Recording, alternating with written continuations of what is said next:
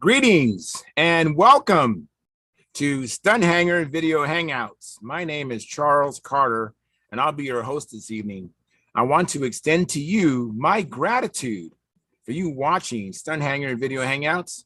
If you're watching this as a replay, I want you to know that I host these YouTube live streams every Monday and Friday evening, starting at 6:45 p.m. Pacific Standard Time. So please make a note of this so you can watch or be part of the live stream. Plus, we have an after party following the live stream, which is sometimes better than the live stream portion. You must be a registered Stunthangar Forum member to find the link to be part of the live stream and the following after party. Here at Stunthangar Video Hangouts, we talk about building and flying model airplanes, sport flying, competition flying, and what you've been doing lately. To join our conversation, if you are already a member of Stunthangar Forum, you can find the link if you scroll down to the section called At the Bench. Now, if you're not a member or if you're not logged into Stunthangar Forum, the At the Bench link will not appear. Now, if you're not a member, please register at stunthangar.com/SMF. That's stunthangar.com/SMF. That's Smart Men Flying. That's courtesy of Jeff Riley. And when you register, you must use your real first and last name, put a space between your first and last name, and you must have a valid email address or Sparky. The proprietor of Stunthangar will not approve you. Now, if you're inclined to not come in, but just enjoy watching us on YouTube, wonderful, fantastic. You can enter your questions or comments in our chat box over here, and I'll do my best to make your comments or questions a part of the show. Now, understand, sometimes I can't get a word in myself, so be patient, and I will ask our illustrious panel your question or state your comments. And by the way, you only can do that during a live stream. So like I said, I host these YouTube live streams every Monday and Friday evening, starting at 6:45 p.m. Pacific Standard Time. Now, if you find the Stunthangar Video Hangouts that I host, or the many building videos, matter of fact, Sparky's there at Muncie, Indiana this week. He's been live streaming, videotaping the Nats, the Banquet. If you enjoy all that stuff, please, when you're watching that, give us a thumbs up. It won't cost you a penny. Thumbs up, thumbs up, thumbs up, as a matter of fact. And please share, comment. All those activities help the Stunthangar YouTube channel membership grow. Please consider joining our Stunthangar YouTube memberships, which start at just $4.99 a month. I mean, that's like 17 cents a day. And you're getting access to video coverage. There's commentary, questions, answers on our show. We have national championships, former world championships, and we have those that are really truly in the know.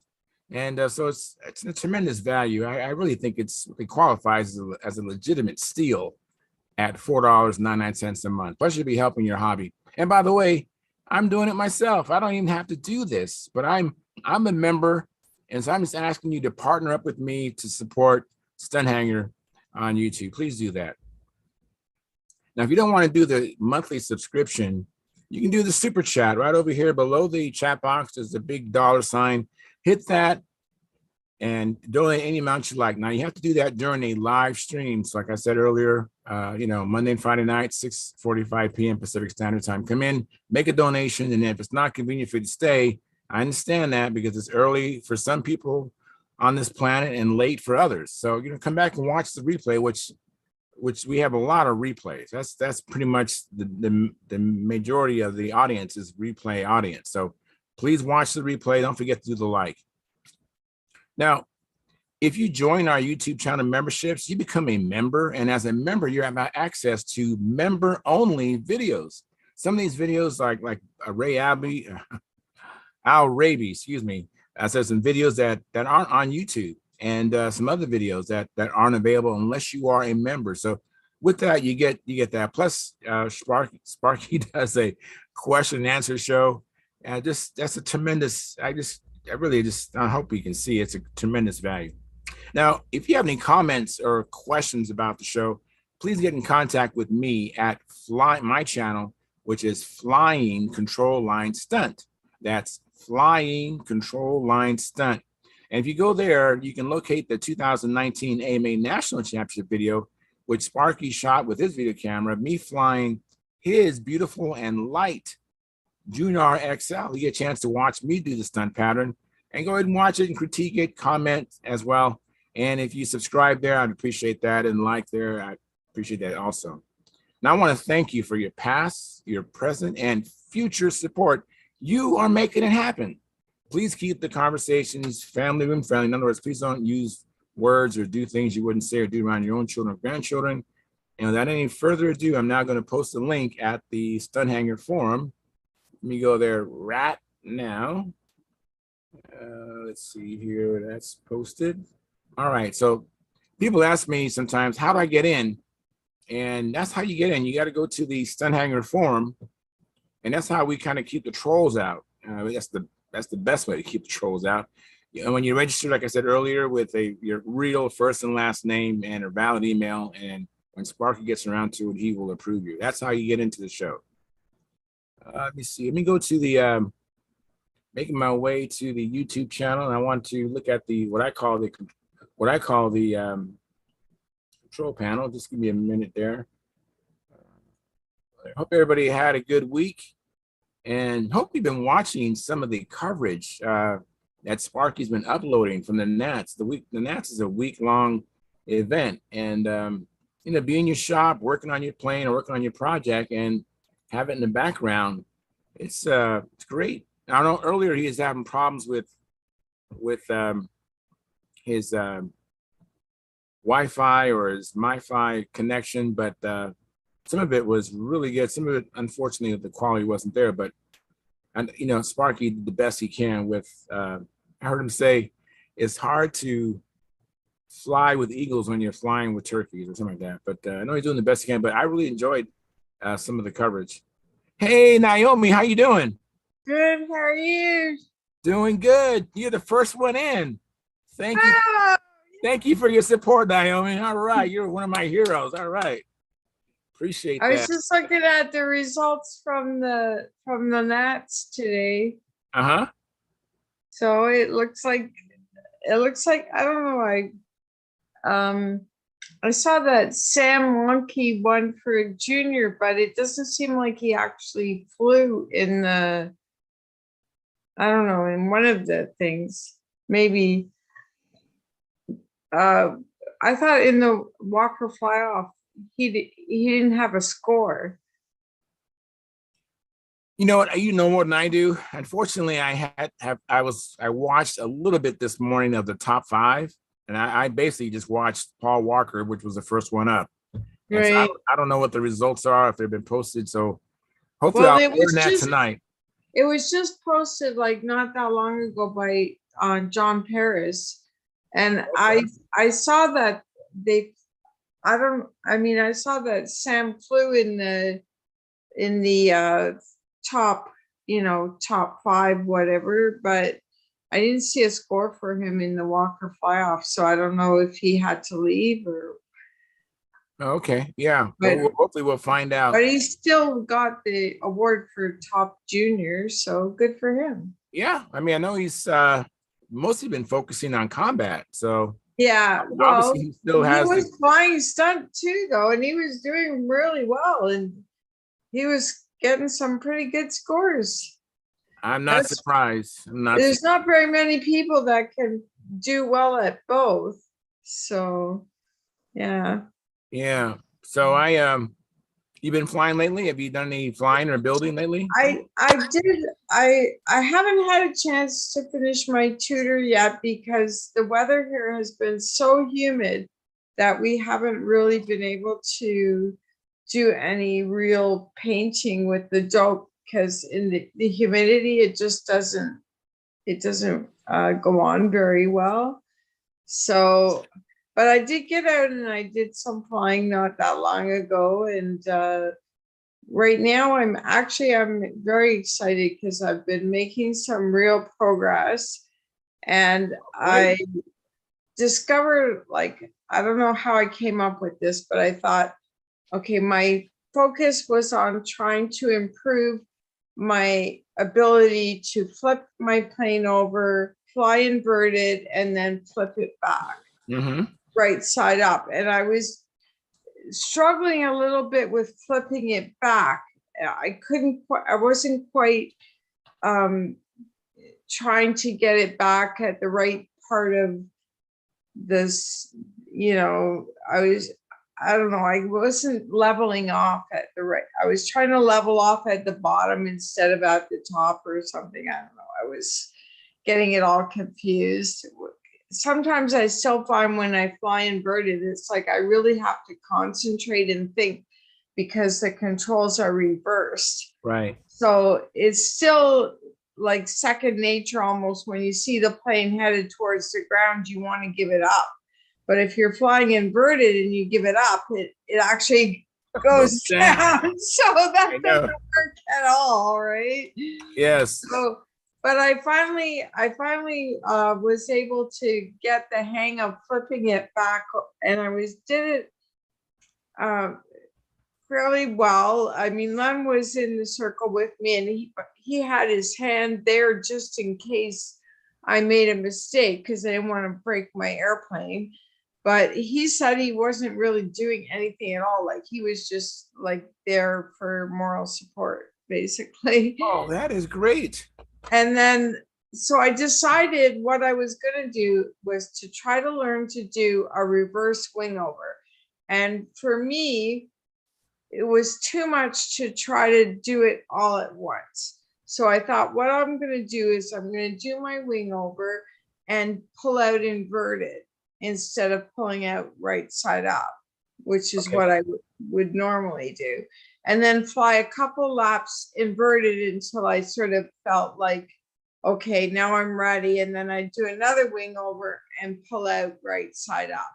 Okay. So I did that several times. And I mean, I had a couple times where Len kind of had to do a little correction for me, but I'm almost ready to do it on my own now. So I'm very excited that I might actually be able to do my first reverse wing over. That's amazing. Awesome. That is awesome. Hey, Bill Bomer. Hey, Bill, how you doing? And Hi, Naomi. let me welcome Charles. Kathleen. Hey, how you doing, Kathleen. Bill? How are you? We're doing well. Naomi's making progress, flying inverted, and Good. that's a big deal as a beginner. I mean, flying inverted is that's one of the biggest strides you take as a beginner. And once you get that monkey off your back, that opens up everything else. It definitely does. Yeah. Now, when you're flying inverted, Naomi, do you talk to yourself? Are you saying like down is up, down is up, down is up, down is up? A little bit sometimes, like, and of course the big thing too is to try not to over control, because I found that was it's always seems to be the biggest mistake you make when you're a beginner and you're trying to learn something that you don't know how to do yet, is even when I was flipping my plane back and forth, I was giving it like way more control than I actually needed to. Like it really doesn't. I mean, if you have a plane that actually flies well, which my Shark 402 flies really, really well, that's what I've been practicing with. And it doesn't really take that much. Like I was giving it a really sharp down, and then it would go like really high up. Right. And then it's like, it's way up there. And if it's windy at all, like you don't really necessarily want to be that high up when you're flying inverted, right? Right. You don't want to be too high, but you want to be at a comfort level where if you make a mistake, you have time to fix it.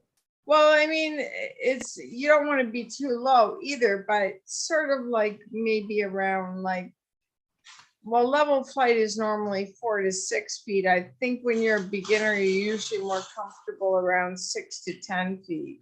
Right. Because that gives you that little bit of extra margin for error or whatever. But I'm getting there, so good. You know, one thing I did, I deliberately would get the plane to porpoise. I would force it to porpoise when I was in flight inverted, just to kind of to get the feel of reinforce that down is up, and also just to up see is and up is how- down. make it Yeah. undulate on purpose, kind of a slow Yeah. undulation, but that would help me feel the controls. So if that helps, I hope that helps you or it helps other beginners that are flying inverted. Well, it definitely, like, one of the things, usually when I take my first flight of the day, like, the first thing I would do is do a lot of like roller coaster just to sort of get back into finessing the controls and Right. getting That's exactly what I'm feeling talking about. how the plane is actually Right. flying and what the wind is actually doing, and figuring out if, like, usually I can tell, like, if I go to do my wing over, for example, and I can tell as soon as I take it above level flight if I've hit the wind right or not. Right. Well, let me welcome some more guests. I see that I'm not sure of the order, but I'm happy to see everybody. But so let me just welcome you one at a time. Gordon Delaney and Bart Kaplinski, welcome. Glad to see you guys. Thank you. I know that you've had some challenges recently, Gordon. So I'm really happy to see you. So Yeah. Thanks for coming in. Appreciate it. Back in the hospital. Yes, it's amazing. But I'm just glad to see you. And then Dennis Adamison, I see you're reading the stunt history book. Okay. That's it. And by chance, see, can you see this picture here? Let me make it big here. Just give me 1 second here. All right. Right about, where is he? Right about here. There's Bert. That is our buddy, Mr. Bart Klapinski, 67 Nationals, holding his Tempest, with which he captured the big prize. No, this is not my airplane. That's Jim Mayfield. Yeah. Oh, you're right. Sorry about that. Now let's see. Yours is in there. All right, there you are in the middle of the pack. Yeah. With looks like Bob Gieseke and Dick Mathis. Yes. So this is everything you ever wanted, everything you ever heard or expected of this book. I think it's beyond that. It is a stunning accomplishment. I've just barely cracked into it, and it's just every single year. He's got a history of the year. If there was a world champs, so go, extend the narrative a little bit for that year to cover the world champs events. A lot of stuff on VSC, the Nationals, who was doing what were they using, what were the popular engines, things like that. It's just a phenomenal piece of work. Took him 46 years to put it together, and it's hard to imagine that it could have been done any quicker than that. So that is awesome. Well, thanks for showing in. Mhm. So I don't know, you guys out west, you may have somebody carrying one home for you. So yeah, I don't have one coming toward me, to my knowledge. But I know Bob Whitley is looking forward to receiving his. I think Ken purchased him one, and hopefully he got some autographs as well. Yeah. And Gordon, I had not heard about your recent adventures, so get on the mend. Yeah. So yeah, Absolutely. like you needed to hear that. I just hope you get everything under control. I here know, pretty quickly. absolutely. Well, let me see here. I think John Miller might have came in next. All right. John, how you doing, man? Yeah, I'm doing good. I went up visited Gordon and Bart yesterday, We'll be on together. and Don't had a be little time with him. Bart was leaving to go to a RC club meeting. He had a couple of airplanes he wanted to sell, so RC airplanes. And Gordon's leg there it looked like it was getting better. I got a bunch of RC airplanes I want to sell too. You got to go to an RC club meeting to do that, I guess. So anyway, but it was a great day. Had a good time. We didn't even go down to the shop. We just sat up there in where he's at right there in the office there, and just talked about old times, didn't we, Gordy? Yeah, I muted Gordon's Gordon, you have to unmute yourself, Gordon. Maybe Brent can unmute him if he's right there, Brent, or you're muted. Hey, Brent, thanks for coming in, by the way. Hi, Brent. It's over in the left-hand corner. There's a There we go. microphone. Hello, There you hello. go. Hello. Hello. Thank you, Brent. Appreciate that. Yeah. And let me welcome Tryon, and it might be out of order, but hey, thanks, Tryon, for coming in. Appreciate it. And didn't get a chance to welcome Lynn yet. And then John Shukalak. Excuse me, John Skukalak. How you doing, John? Good. How are you doing? I'm doing well. Thank you for coming in. I appreciate it. Thanks for that excellent pronunciation of Skukalek. Yes, I've been working on it. I used to butcher your name, butcher and I know butcher. everyone does, but you're ahead of the pack. Thank you. Although I have to remind folks, it is phonetic. It's very simple if you look at it. Yes, It's everything just is scary. It's scary looking. Oh, the first time I saw it in the chat box, oh, that just gave me trepidation. I was like, well, how do you say that name? Yeah, you would think impossible, but it is phonetic. And I have my grandson Tyler here, and we're on because we're fresh back from the Nats where Tyler flew in beginner for the first time. Your grandson flew in excellent. beginner? Thank you. He did. Yes. Wow, congratulations. Oh man, that is so exciting.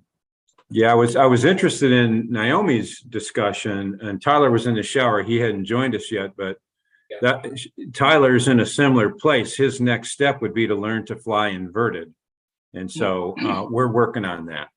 Hey, Well, you Tyler, know, congratulations, Tyler, on flying at the Nats. That in beginner, that's great. Thank you. So what did you fly? What plane was it? Want to tell him? It was a flight streak, a top flight streak, one that was built really light by a good friend of ours, Joe Kresnak, and it had a 25 LA in it. And it was just a fabulous flying little airplane. And Tyler he put plenty of practice in and got good command of it before we went down to Muncie, and we just had a great time. So Tyler, what maneuvers did you do at the Nats? I did a lot of basic beginner ones, like loops and wing over and all that. Yeah, he did loops and wingovers and roller coaster and climb and dive and level flight up high and nailed some landings. What? I love the flight. Yeah. That one gets you dizzy. Yeah, I know. It does for old guys too. Tyler, Are you- Tyler, the hard thing about learning to fly inverted is standing on your head while you're turning around. We're working on it. We're trying to stretch out lazy eights, but we'll take any ideas or suggestions. Well, I could tell That's the you best what way I I know. did. Sorry, what I did when I was trying to learn how to fly inverted and do like even consecutive loops and stuff like that is we built a little baby ringmaster out of coroplast and ran it on with a Brodaco 49. And that thing was almost indestructible. Like you could crash it. If you flew it over grass, you could crash it and it would just keep going. And that was a really good learning tool, because when you're first learning how to do this stuff, you're gonna crash, especially trying to learn how to fly inverted, because it's just so weird when you first try to do it. Yeah, we've learned that firsthand. So I would really, if you have plans for anything like a baby ringmaster or anything that's like that, and you can build it out of coroplast, it is a really like mine survives a lot of crashes, and even when we had to replace parts of it, it still was very quick to put together compared to building a Balta model. Like it was just so, I mean, we put one together in an afternoon. It was not. Oh, See, yeah, Tyler, I have I a think Tyler is selling question. himself short a little bit. Didn't you pick up a nice piece of hardware for your work too? It's trophy. Oh, yeah, I did. Very good. Yeah. And Tyler, how old are you, Tyler? 8. 8 years old. Very good. But I think that trophy he won was as big as he is, so he got the Eagle's Nest trophy for Yeah. beginner. And that's, Eagle's Nest. yes, we have a name on it. You put your name on it, it'll be there forever. And so Yeah. that's a darn good day's work. Yeah, it is. We're pretty proud of it. And he did that with a very marginal pitch proof. Yeah. Congratulations. I think Naomi wants to show us her Coroplast model airplane. So this Oh, is, yeah. this is what we built, and it's just like, was right from a plan for a baby ringmaster. And we just cut it to the exact same outline. All right. Very nice. And we used, I think, a little bit of, we used something to help stiffen the edges. Is it, duct tape and a little bit of hardwood just for the bell crank and the motor mounts, but mostly all just Coroplast. That's a great idea. What And- length lines did you use, Naomi? 25 to 30. Yeah, like actually now that we're using the fishing spectra lines, which are even better, especially for a beginner, because you can do consecutive loops and it doesn't bind the way that metal lines get kind of twisted if you do too many consecutive insides, and then it gets harder and harder to keep doing them. Yeah, and you can step on them and trip on them too. Yeah. So it really helped me a lot. Like when I would, and 25 to 30. yeah, 25 to 30 feet long with the lines. That's our plan. We We've reused. got a few of half A planes. They're called dragonflies and they fly really well. And so that's our plan, is to next concentrate on learning to stretch out the inverted flight. It's a little bit hard because Tyler flew half A for a long time, had fun, but the lights came on for him like they did for me the first time he flew a bigger airplane. Oh, I It's kinda- know. Kind of hard to go know. back. It's so much fun, but that's what we have to do, I think, to get him to that next step.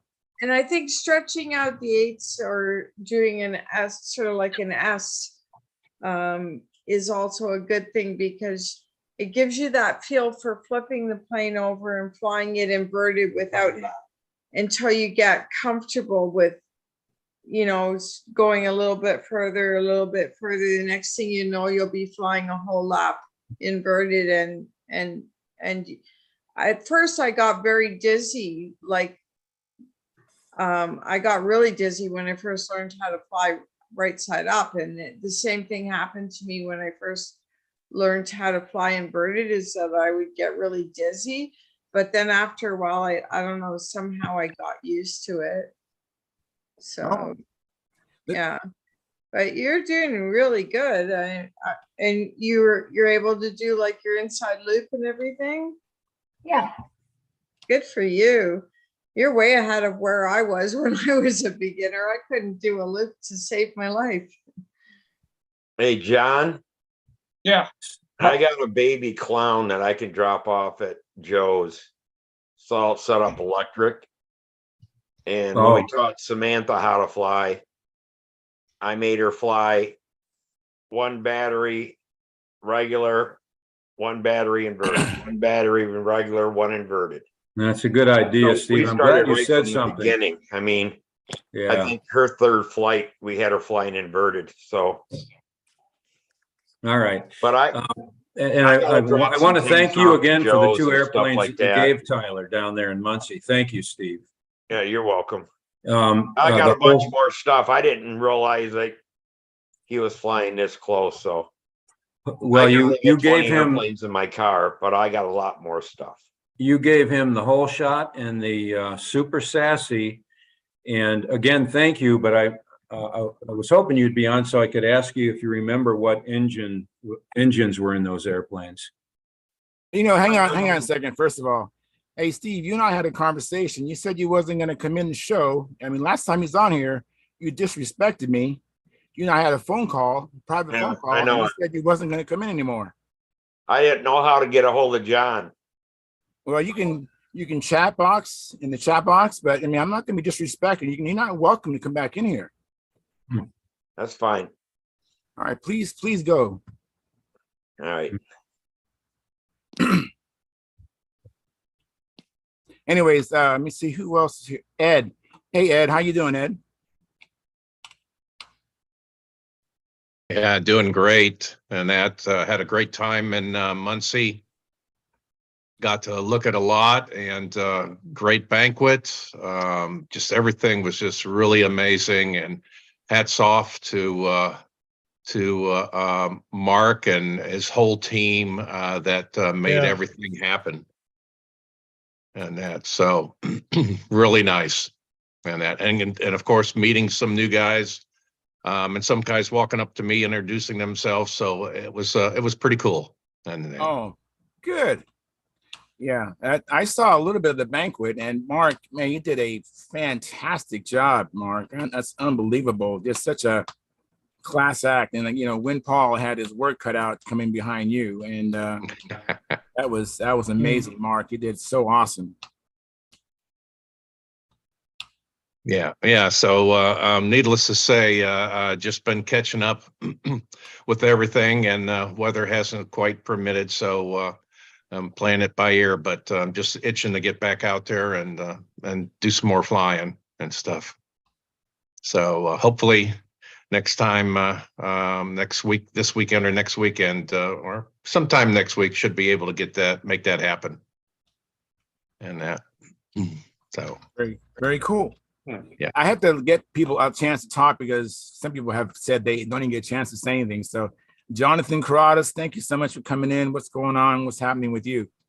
Oh yeah, thanks. Yeah, no flying yet. The weather's still pretty bad, but the conditions underfoot too are pretty bad. So, but I'm doing some work on a couple of other planes. I'm pulling them out of the ceiling. I've got one here.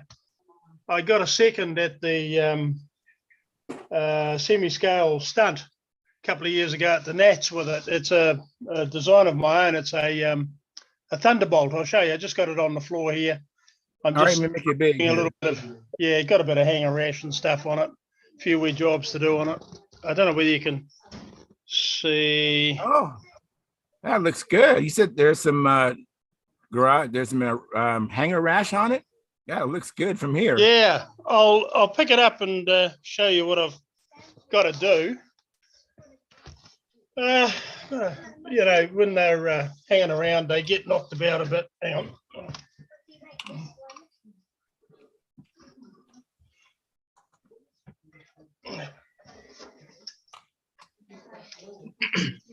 I don't know whether you can see along here. Yeah. The monocoat's coming off. Oh yeah, I see something. No, and I had a bit blemish. of sellotape last time I flew it just to patch it up. So I'm going to cut this out and replace it. So I've got to do that, and got to mess around a bit with the tank set up as well. Got a wee adjustment to do there. It's a good looking plane. Here that I can move up and down. I don't know whether Keith Trostle's around, but For some reason I can't get in. see that profile? Yeah. Yeah, that's pretty much the scale. That's a Thunderbolt scaled up. No. But what I find when you scale up a plane is that they end up a bit sort of portly. You got to stretch them out a bit. Oh, okay. I haven't done any scaling, so I trust you. That's what happens, but I have not done any scaling in my past. Yeah. So I don't know whether anybody's got any thoughts on that, but I think they look better if you stretch them out a bit, you know. Cool. Hang on one second, Jonathan.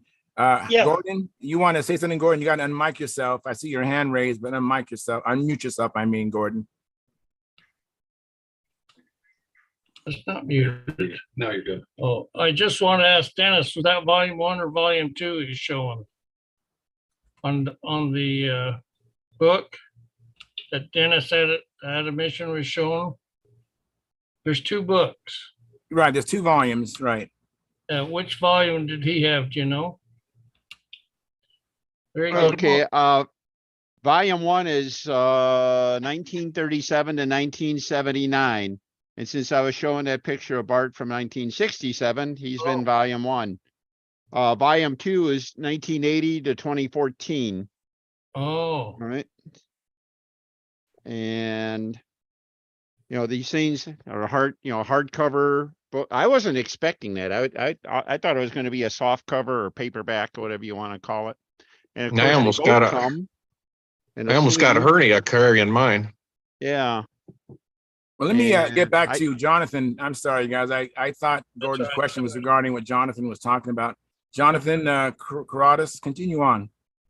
Oh, yeah, no, that's all right. I've finished really. I was just saying that's, I'm looking forward to flying that because that thing really turns You know what well. the AMA flyer's password is?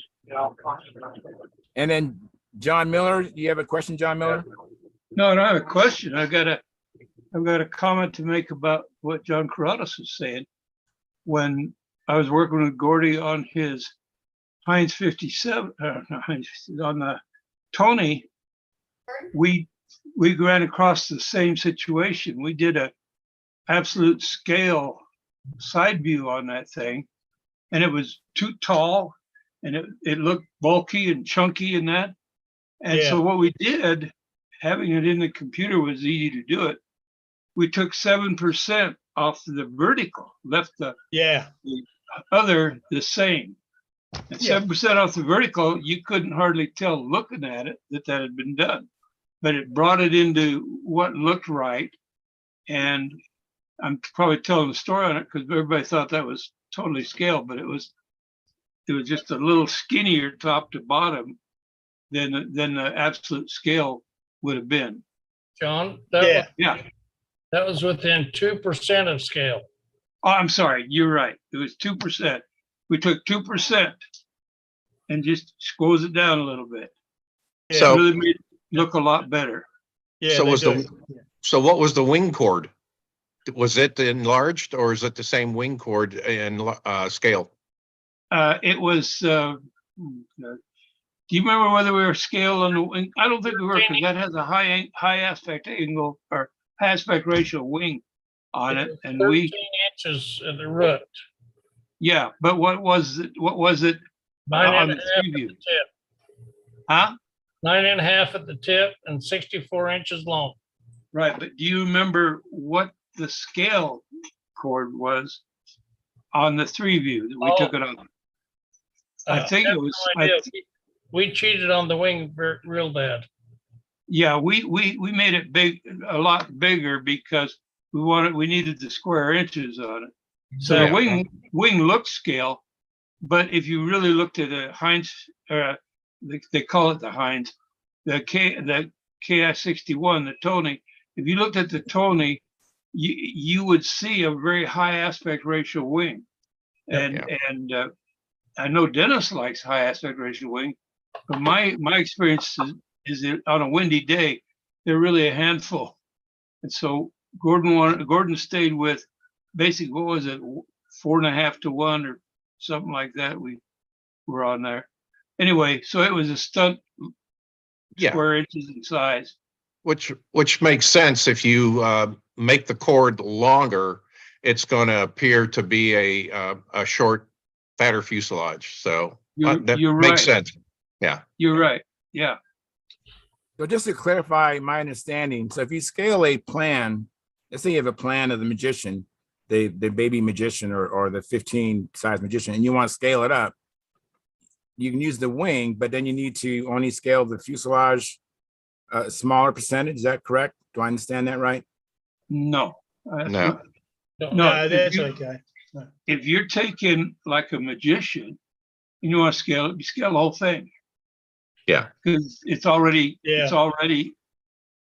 in the condition that you want to fly it in. You just can make it bigger. So if you want to scale it, say 10%, you multiply it by 110. All right.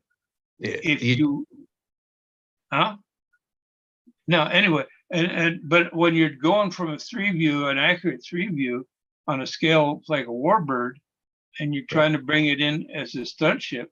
For instance, like Bart is going to be working. Can I tell him what you're going to be working on, Bart? Is he there? No, he left. It's a Mustang. No, not the Mustang. I'm talking about the other one. One of the things I'm going to do it anyway. One of the things that I look at when anybody does a Hellcat, they always for stuff they always stretch the nose out, and it looks like a caricature. So what Bart is going to try to accomplish is a Wildcat that looks more scale, which means a shorter nose, which means a heavier engine or more weight up front. But that's how I do it as well. I'm not running down anybody else's airplane or design.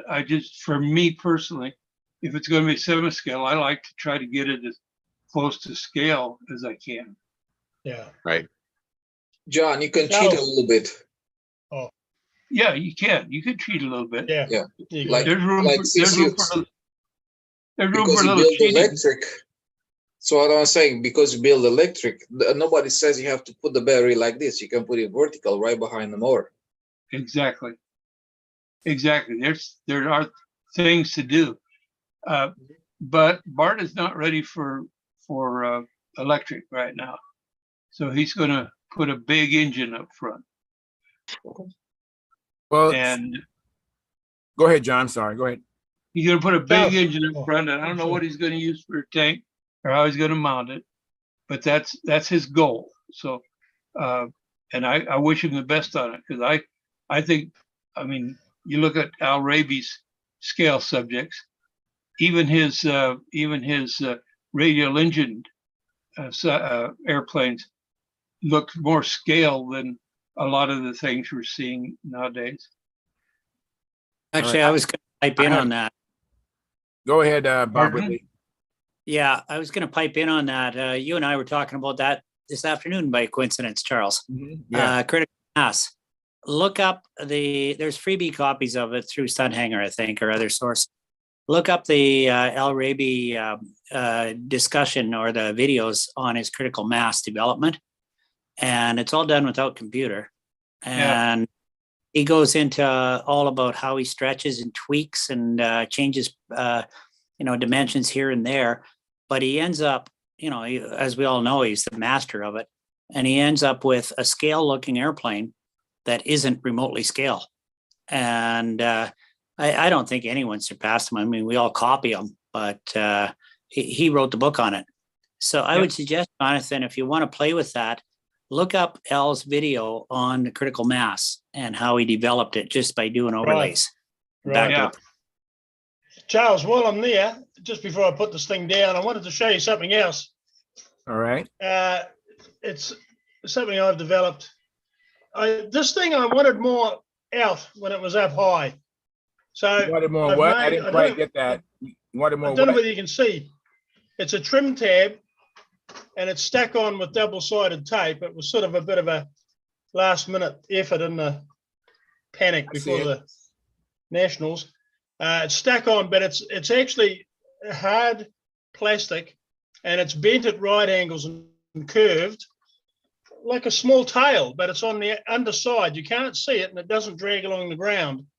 And it's actually bent out so that it kicks the tail out, but you don't actually. Yeah, it's like you don't actually notice it when it's in the air. You can't see it. It's like a piece of right angle plastic or something, isn't it? It's got a right angle in it. Yeah. Correct. Yeah. And that was to accomplish what, Jonathan? More line tension. More line tension. Yeah.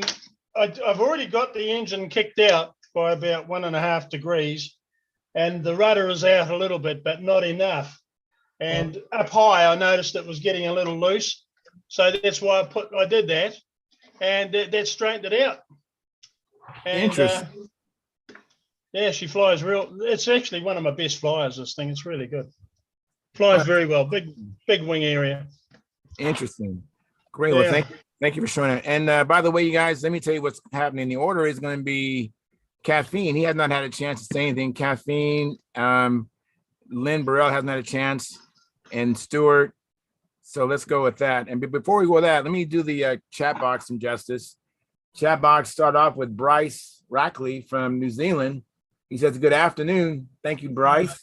Dennis Adamison gave us a like. Oh, and Bryce is a member of our YouTube channel. Thank you for your support. And Dennis Adamison is also a member of our YouTube channel. He says, like delivered. We'll join you in shortly. Welcome, Bryce, from New Zealand.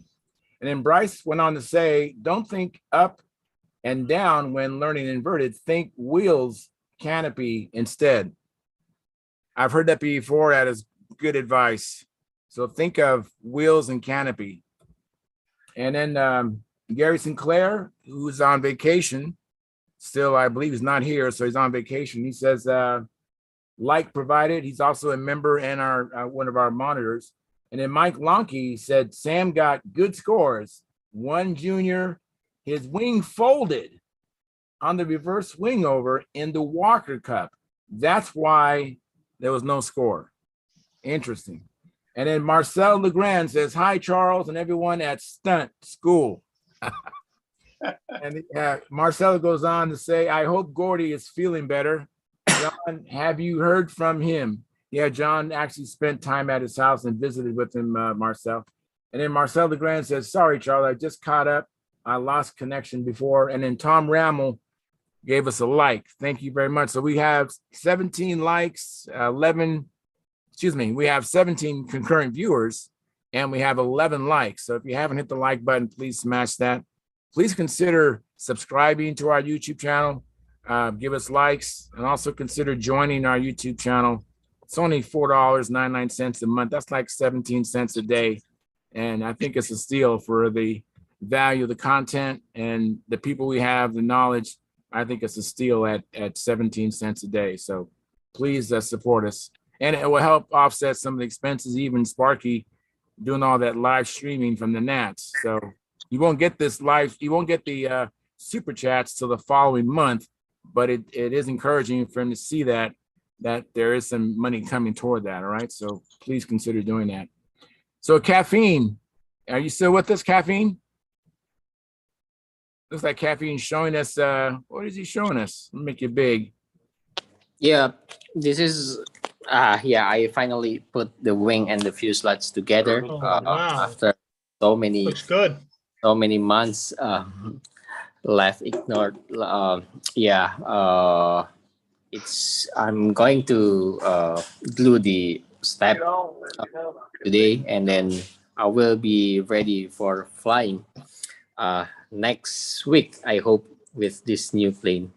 It's and a this is Japanese that Chinese ARF you got? Is that what that is? That China? the Japanese, the Japanese ARF. Excuse me. Pardon me to the Japanese. I meant Japanese, not Chinese. Yep. It's looking really nice. The build quality is top notch. It's very well done. I had a bad connection. It was breaking up. The fuselage is foam core, but the wing is full balsa, so it should weigh around 35 ounce when it's finished, including the engine. I'm going to put the LA-25 on it. So yeah, hopefully it will fly nice. Very good. Very Kevin, good. Good. Kevin, have you built this yourself, have you? Sorry, pardon me, John.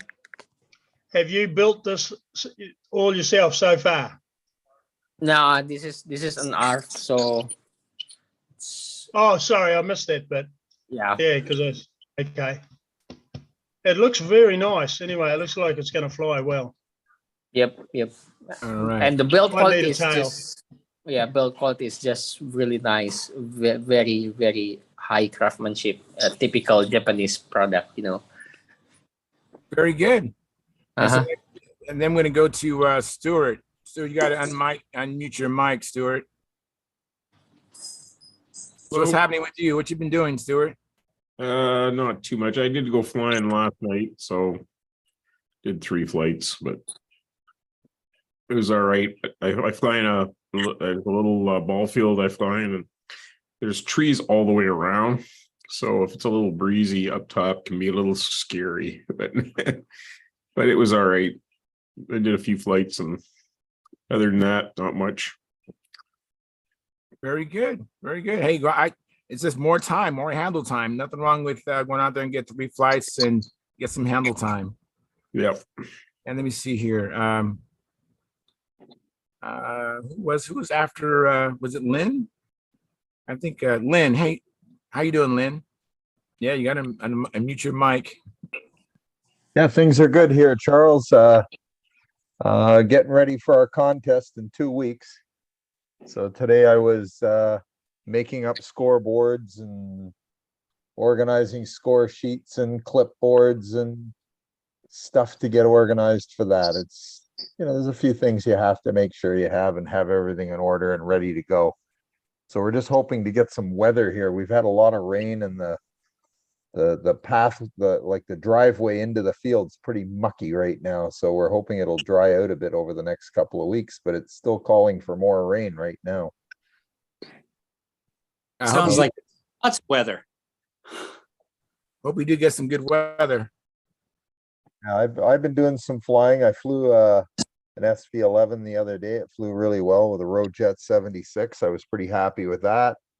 And yeah, today I just monkeyed around in the shop, and I have 2 SV-11s, and the second one I had to do some work on to get it to run a little better. It wasn't running very well. I think I had some dirt in the filter and the tank, and I think I've got it sorted out now. So we'll try it next time out. Very good. Whereabouts are you, Lee? Whereabouts in Canada are you again? I'm right near the border, just on the other side of Detroit. So are you getting shitty weather near up? Chatham, Ontario, near Windsor. Are you getting crappy weather up there at the moment? We've been getting crappy weather off and on. A lot of rain. Yeah. Yeah, sounds like here. It's quite funny. I see when I watch American TV, I see the sort of west and south are roasting, and the guys up around New York and North Vermont and so on, getting up your way towards Canada, I guess, are drowning, getting rained out. So Well, not it's quite drowning, but we're getting a fair amount. That's all. More than we really right now. I went to the flying field today, where we do a little bit of flying through the week, and normally it's very dry and you can walk around there even in the middle of winter. You can drive on it, but it's just a duck swamp today, and they're getting ready for some World Cup thing there with the women soccer teams and things. So that's going to be out of bounds for a couple of days or a week or so. Wow. But yeah, no, it's just, I've never seen it so wet here in Auckland, and spent most of my life here, and I've never seen it so wet. Amazing. Yeah, time to get out the shotgun and go duck shooting again. I'm hoping sometime. Yeah, I was just going to say, I'm hoping sometime soon there will be an official announcement that this World Champs is going to be in the US, but I haven't heard anything yet. I don't know if anybody on here knows anything about that. I have no idea. Yeah, Mark White says it's for sure. It's for real. It's a done deal. Right. Okay. Will the I don't know how FAI they're be gonna announcing announce it, that? but Or? they're working on it. AMA, I talked to other people at AMA last week, and they're all preparing for it, anticipating the crowds and the competitors visiting a museum and things like that. So it's a real deal. I don't know how, if or how they've already announced it, but it's on. Right. Great. And I think one person I haven't introduced is Carl Reed. Welcome, Carl. Thanks for coming in. I missed you flying today, and you didn't hurt yourself. I hope you don't need to go into details, but I hope you didn't. I don't.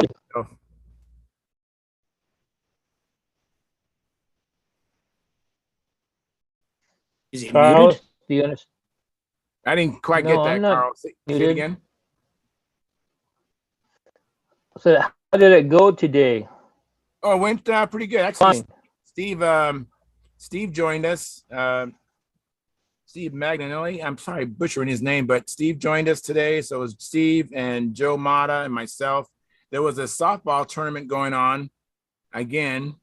And so we was on the soccer field kind of in the corner and we flew, but it was a, warm day, as you know. I think it's probably was like 90 something degrees out there. And the wind came up at its usual time around noon, but it was good.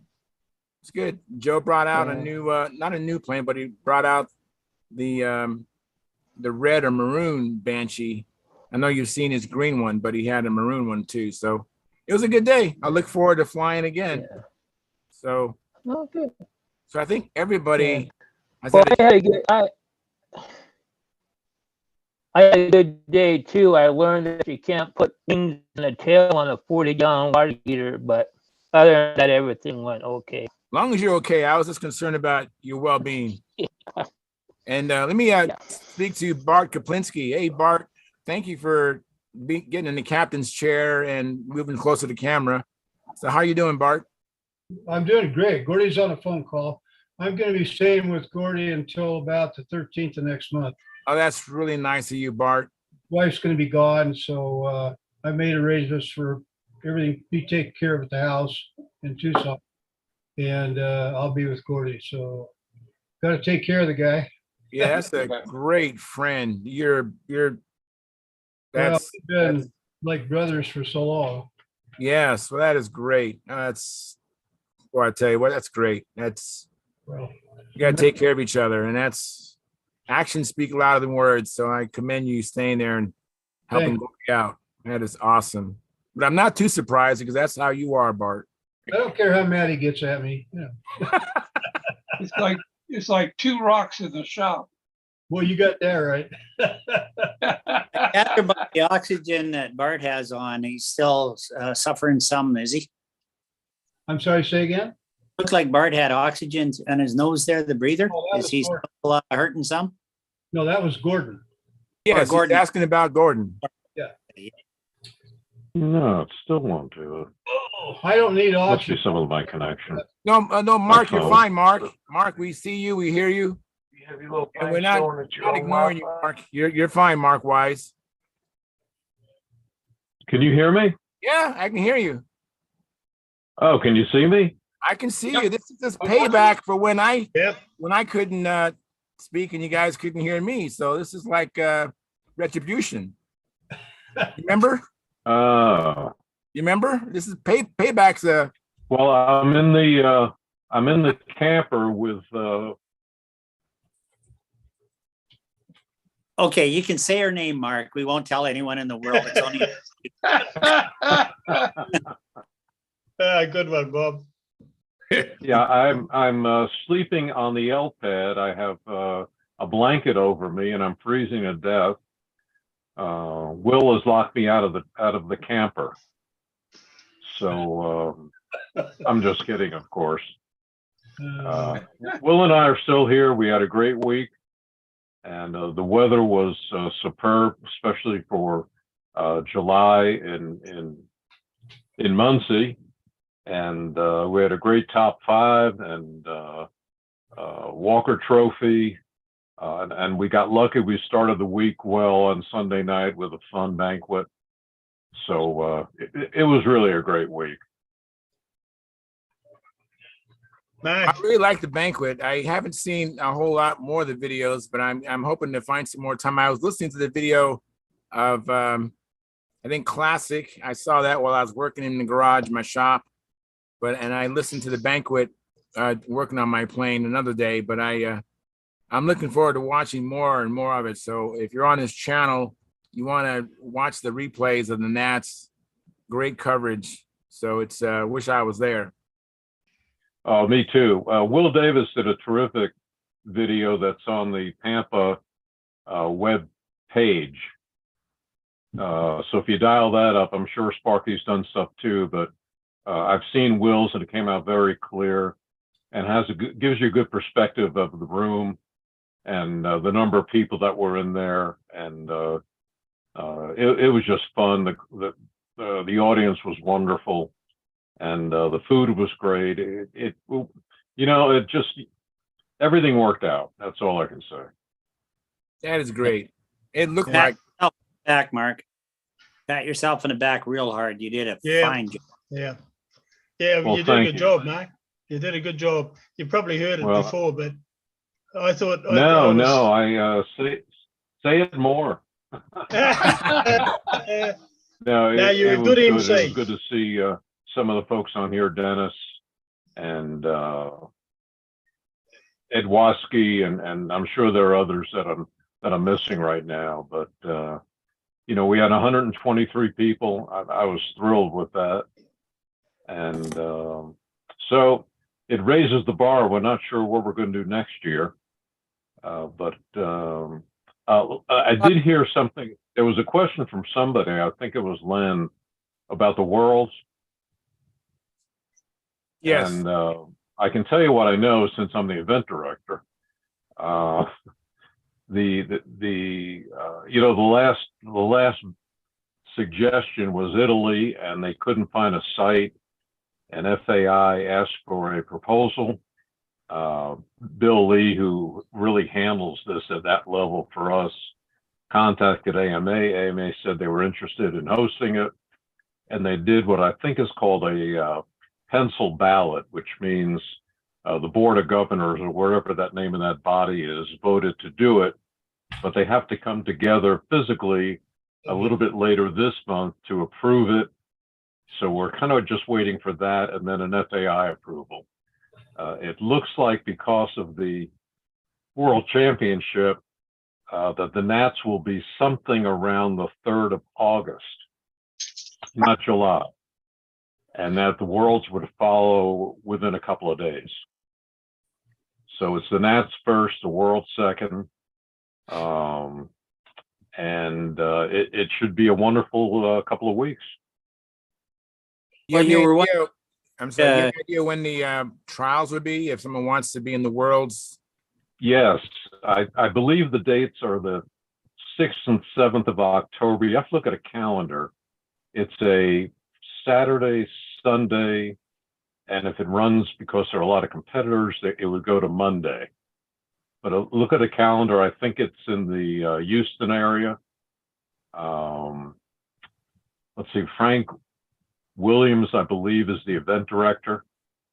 And because it's in the US, I expect a whole bunch of flyers to go there and see if they can qualify for the team. And so for that, you can fly in a plane you didn't build to make the team too, right? That'd be one thing which is unique. Yes. Yeah, FAI does not have builder of the model rule. That seems to be something that we do and not a lot of other countries do. I think there's something special about builder of the model, but I'm not the voice of that. So there was a question raised to me about what happens if a international flyer comes early and wants to fly in the Nats, can they? And the answer is yes, provided if they're flying in open, they built their airplane. So it just seems fair that if someone's flying under our rules, they should follow our rules. And if we're flying under FAI rules, then we have to follow their rules. Yeah, I think so too. Go ahead, Bob Whitley. I'm sorry, I interrupted you. Go ahead. Yeah. Yeah, I was just saying, oh, sorry, Mark, saying you were wondering what we could do to follow year's thing. Well, next year, the Worlds and Nats back to back. What the heck? 51st anniversary? Let's go for it. Hype it up. Yeah, it's easy for you. It's easy for you to say that. Well, you did such a fine job that, you've got it in your pocket now, in your back pocket. It's a piece of cake for you, Mark. Oh, yeah. Yeah. Well, look, I appreciate that. But one of the things I have to do is have a banquet for the international pilots. So I've spoken to a local McDonald's. They're excited about it.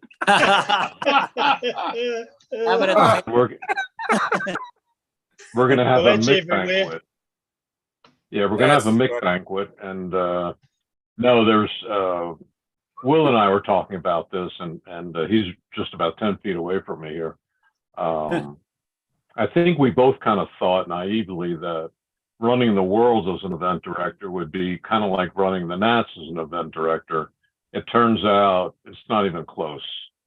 The scope of work for the event director at the Worlds is 10 times, the job. We'll get it done, and I was very lucky that Paul Walker volunteered to be my assistant.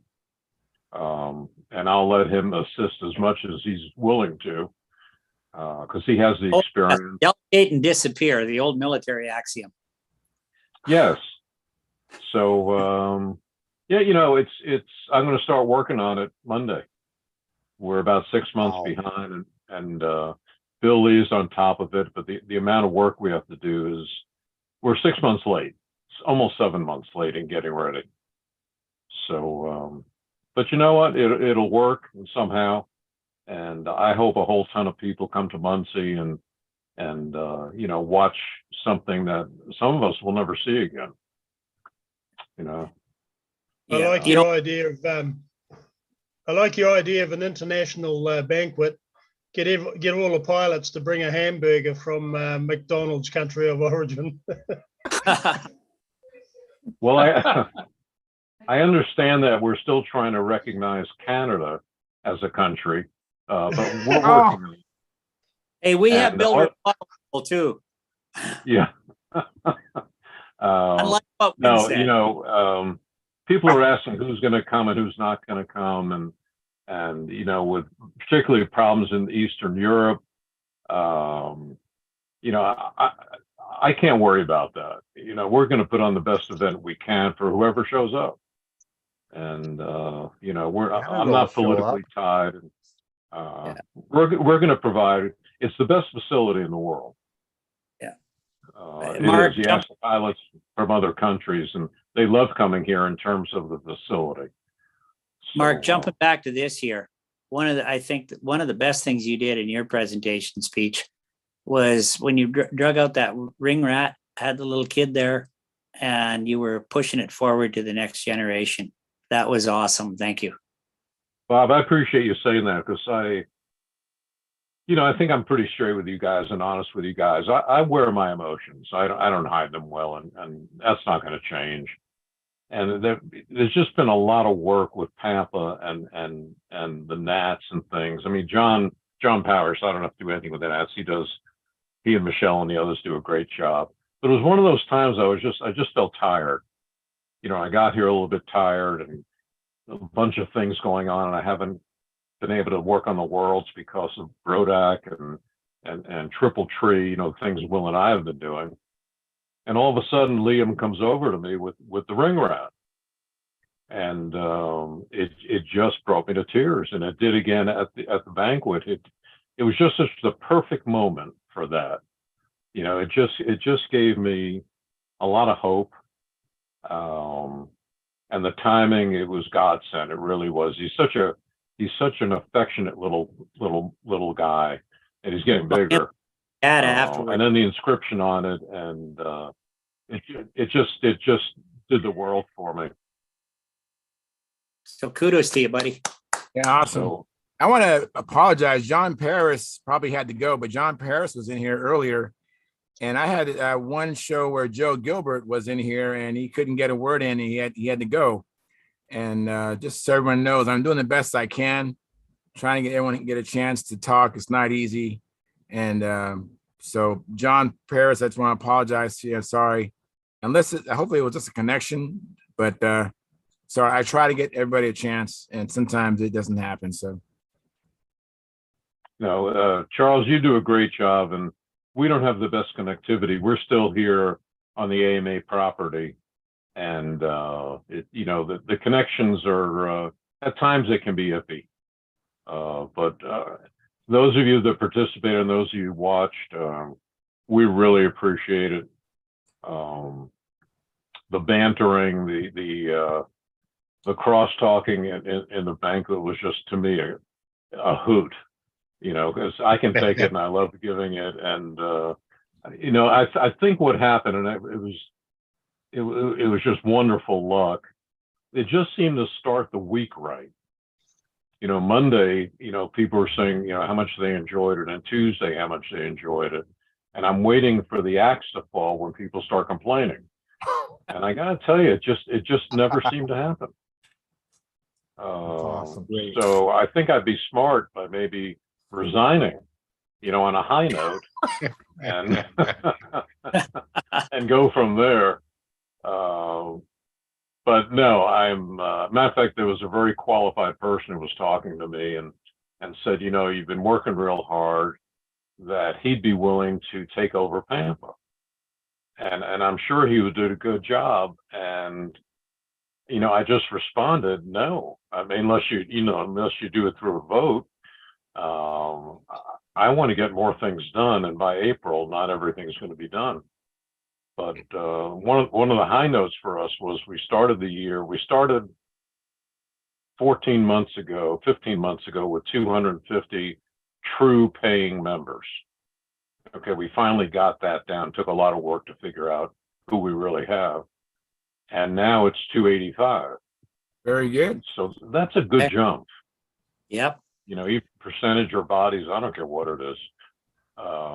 There's a lot of good energy going on right now. A couple people said that the banquet kind of it made him feel like we're not fading away. That we put a cork in the bottom of the tub, and more of the water is staying in. And it's a challenge, but it's a good challenge. So we're gonna march on with a lot of hard work. I hope a lot of silly laughs. I think people appreciated just the honesty of the evening. Well, Mark, something that touched me was when we were panning the cameras around the room when Will did that. Yes, he seeing did. that I personally know and fly with, and people that I know through Hangout, people I know by reputation, people I worship practically as a kid, all there in the flesh, meant so damn much to me. So thank you for that. That's terrific, Bob. That's a wonderful comment. And it's nice to feel that way going home. I feel like there's nothing to be embarrassed at. And we were fortunate. I don't know if all of you know this, but and Ed, I hope you don't mind me sharing it, but one of the really nice things that's been happening lately from Ed Waskey and his wife and others is, I had to make a decision about how much to spend on the evening. We don't have extra money. And I spoke to Dave Tribble, who's our treasurer, and he had the same feeling I did. For something important, let's spend some money. So it ended up being, I don't know, somewhere in the neighborhood of $5,400 when you put everything together. Okay. And when you add what people paid, figure 120 people at $25, it's a shortfall. There's no question about it. And then toward the end of the evening, here comes Ed's wife. I thought I said the wrong thing. She came up kind of in a march, and I was intimidated. I needed someone to protect me. And she hands me this check, and she wanted to be the first to say, let's get this going. And it was $1,000. Wow. And Awesome. before the evening was over, I had about another $350 handed to me. Nice. So the shortfall was only about $900. And to have an evening like that for $900 is a heck of a deal. That's free. Yeah. Nice. So it just, the stars aligned. It just, I was worried about the two things that I just didn't have a lot of control over. One was what the room would look like, because I never saw it, and what the food would look like, because I never ate it. And as soon as I walked into the room, it just felt really nice. And I haven't heard anyone complain. I thought the food was very good. Well, Mark, excellent. Leading up to and those who served it they were so kind and gracious. They had a little bar set up. We had a non-alcoholic beverage bar, and people went back for seconds, and that was great. And maybe the best signal of all to me was when it got to be close to 10 o'clock and everyone knew they had to leave, there was not a rush to the door. there were people hanging around. They just wanted to talk to some of the people that we celebrated their wonderful, Tampa careers with. And it also, I hope, made people feel that when guys like Paul Walker and guys like David Fitzgerald, and there's so many more, when they come back at 80 years old, there needs to be a full audience there, to thank them. So, pay it forward. Yeah. Well, Mark, It was amazing. on that viewpoint, the amount of work you put into it, I totally understand and empathize with the anxiety leading up to it. I put on numerous full formal events with, bow tie and all that for hundreds of people. And in spite of the fact I've done it a lot of times, it's incredibly stressful, every event. And I really appreciate what you did and what you pulled it off for the dollar signs. It's just phenomenal. So thank you from all of us that have been there. Mhm. Well, it's thank you so much, Bob. And, I think for any of us that try to give, the best thing that you can possibly get back is someone who says to you, you know what, that was really a fun evening, or that was a great event, or thank you for doing that. That's the payback. The other point of this is what I learned in my professional career is that when everyone left, I would hope that everyone said that was a great banquet. But if nothing changes, it wasn't a great banquet. You know what I mean? Yeah, I do. Yeah, I probably got long-winded, but I had a lot to say, and I just wanted to let people know that if you don't think control line stunt's going to stick around, that's what's going to happen. But if you do think it's going to stick around, that's going to happen. But you need to give a little of yourself. You just need to give. So I'm pumped up. Very good. Very cool. Yeah. And thanks for all your nice comments. And in my own way, I love you guys. And I love the sport. And by the way, I got a bunch of flights on the P-47. Oh, cool. And, cool. And for my flying, I'm trying to introduce an event that's just below beginner, so I can possibly win. We have that. It's called base. See, there are no trophies for event directors and those kind of people. So I need to hang up something on the wall. And I'll work on that. If you win basic, you have to beat Naomi and me. Well, I'll do my best. Let me leave you with this, which really brought me back to Earth, and that was Will knows a story. I don't remember which day it was, but it was obviously after the banquet, maybe Wednesday. And the timing, I just couldn't have lunch with the other guys. And so I ran down to the 12th Street Diner, and a lot of you know what that's like. And it's a very simple place. The food is fine. And there were a few people from, Tampa there. But I sat alone. I was prepared to do that and just kind of unwind a little bit. And then I realized that when I sat down, two of the guys from, our group were there at the table in front of me. So one of them had his back to me and the other one I was looking straight at. And for some reason, and I don't do this very often, I asked the waitress, the server, to come over, and I said, do me a favor, give me their check. I'll buy their lunch. And this is not Pampa money, this is my money, but it's not very much. And I felt good about it. And then eventually they called her over and said, can we have your check?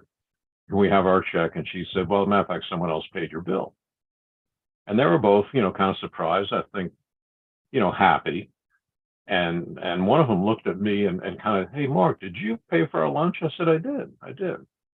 And why'd you do that? I just felt like it's just something I don't do all the time. So the other one turned around and looked at me and said, so you paid for our lunch? I said, yeah. And he said, well, I got to tell you, I hope to heck for the rest of the week you don't talk so much as you did at the banquet. You put me to sleep. And everything came back to earth. I can't change other people. All I can do is change my reaction. I saw him many times later. I never said a word about it. I smashed his car, but you know, that was, that felt good. But most people were very nice, and it was great. It was a great week, and I'm sorry I've taken so much of your time. Tomorrow I'll drive home. Will and I have, you know, about, I don't know, Will has what do you have, 8 or 9 hours tomorrow? 8 hours. I got about 10. But I feel like I'm going home, you know, in very good spirits. So Can I ask now one thing of you? Can I ask one thing of you tonight? Put the camera on Will so we can thank him for all the hard work he's done on all the video he's done. if you can't see me, then you can't see him. We can see you. Oh, you Focus. can. Yeah. It will. Let's see. Tell me if you can see him. There I he see his is. hand, yeah. Hey, Will. So much, Will. Thank you very much. They're thanking you. Oh, thank you. Yes. Yeah, he's waiting for me to crawl into bed with him. So I'll be right with you. Oh, that's your girl. That's more than we need to know. I know. Well, thanks, Great Mark. week. Listen, thanks, guys, and Thank you very much. take care. And I'll be back with you Monday night. Thank you. You know, I have a Yeah, question cheers. for Ed, I think, and Dennis. I'm just curious. When I go to contests, I usually learn something at contests. Even if someone's not deliberately trying to show me something, I learn. And I wonder if you guys picked up anything. Did you learn anything at this Nats? Go ahead, Ed. You go first, and then Dennis. Let me make sure. Okay. Yeah. For me, I was trying to see how I would judge versus some of the maneuvers and some of the differences. And so I was looking at how to be consistent and fair, and looking at that, which also helps when you fly and stuff in regards to what I'm trying to do, what to look for, and what are other people seeing and stuff. So that was pretty interesting for me. I did have a friend there from West Virginia that I filmed a little bit of his flight, and you know, and he's trying to get better, but I'll show him some of the movies because some of the things that I saw were pretty stood out pretty good to me, but not necessarily if you're the one flying. So I wanted to be able to show him just on his level flight, either that either he is making the airplane slightly porpoise or the airplane is not trimmed properly and stuff. So it was a good education for me, and you know, it's just worth the trip going there and seeing different people and listening and just soaking it in to just you know, keep going and see what I can do to help out and make and get myself flying and flying and longer flying and having a good time, because it is a lot of fun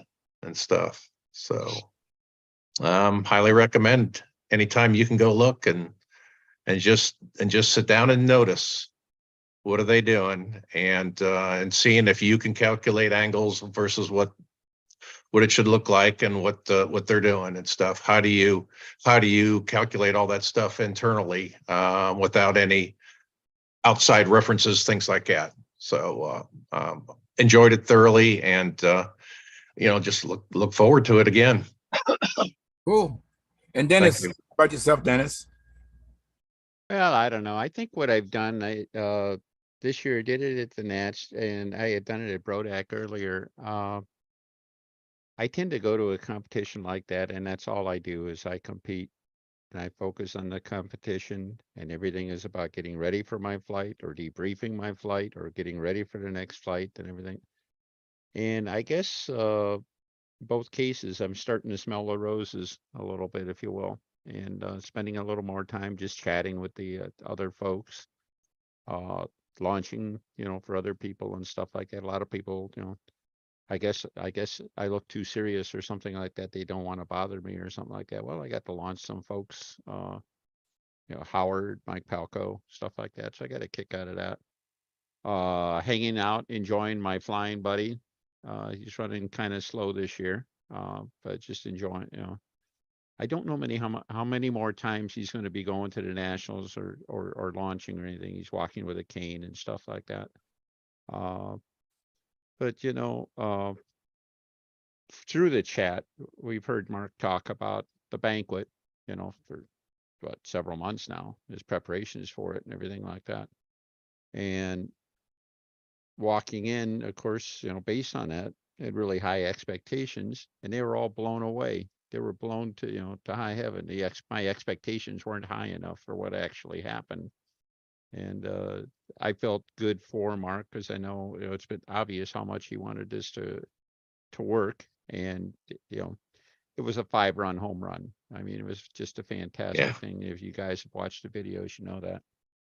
Got to spend just a little more time with Ed. We spent a little time with Brodak, just a hair more, things like that. Yeah. Just talking. Enjoy the about it, company. enjoying myself. Yeah, that's it. Had a nice little visit with John Skakalik and his grandson there at the beginning of the week. And I ran the intermediate event. We had a real good event, and people seemed to appreciate it. What we were doing and stuff. So all in all, it was a good time. Obviously I wish I'd have finished higher and everything like that. I always wish that. But so I came home. Yes, I came home last night. I didn't stick around for the final 5 today, but I did go out and test flew my magician. I wasn't burned out from flying. I wanted to go fly something else. All right. Cool. So Nice. the big airplane is hanging back up. I dragged out the magician and I started all over with that. So Okay, Dennis, I'm I going don't to know. take So you. what did I learn? Anything? I guess tie a bow on it. I guess I'm just trying to learn to enjoy my my people more than I have been in the past. So okay, I'm sorry, Bob. Dennis, I got to take you to task on something. You always wish you could have done something different and better. Mm-hmm. Wasn't it you that won the Walker Cup as a junior? As a senior, yeah. Oh, as a senior? How the Yeah. hell can you do better than that, buddy? I don't have an open championship. There was a time I had one junior, I had one senior, and I had not one open, and I wanted to be the first guy to win all 3 age groups. Well, I didn't get to finish that off, and I went into a layoff there for 25 years. In the meantime, some guy named Fitzgerald, you might have heard of him. I He heard managed to vague. do the age group thing, and he said a fair amount of success and everything like that. So he's the first one to do that and everything like that. Nobody remembers the second one to do that, but I'd still like to do that. I'm putting a challenge to you, Dennis. One of these nights, I want you to drag out all your trophies, show them to us, because you're too self-effacing. I actually haven't kept a lot of them, so you might. I know there's lots of guys that I know that haven't, like Paul hardly ever keeps any, but because won so damn many. But show us, motivate us that haven't won anything to see what can happen, please. Yeah. Well, okay. I think I don't know about trophies, but maybe there's another way to show that. I mean, the fact that I'm hanging out with you guys here and we're all having, or the photo album. Nice things about me. You know me, and you're saying nice things about me anyway. Yeah, but the photo, it's stuff like that through the years. When you've won championships or whatever at various events, it doesn't have to be the Nats. We just love a show and tell of all your photos and stuff through the years. That'd be cool. I do enjoy, and I know you guys do too. I enjoy it too whenever somebody drags out the old pictures, like Bob Hunt drags out pictures and stuff, and I get a kick out of that. I did get to hang out with an old friend of mine, Dave Gerke. Flew with him last in, I think, 1969. And first met him in Jarvis, Canada in 1964, right after him and Jim Kostecki had come back from the the Nats in Dallas, and there was a contest in Jarvis, Canada. I'm not sure exactly where that is. I think it's around. So it was an old military base. I think it's around Toronto somewhere.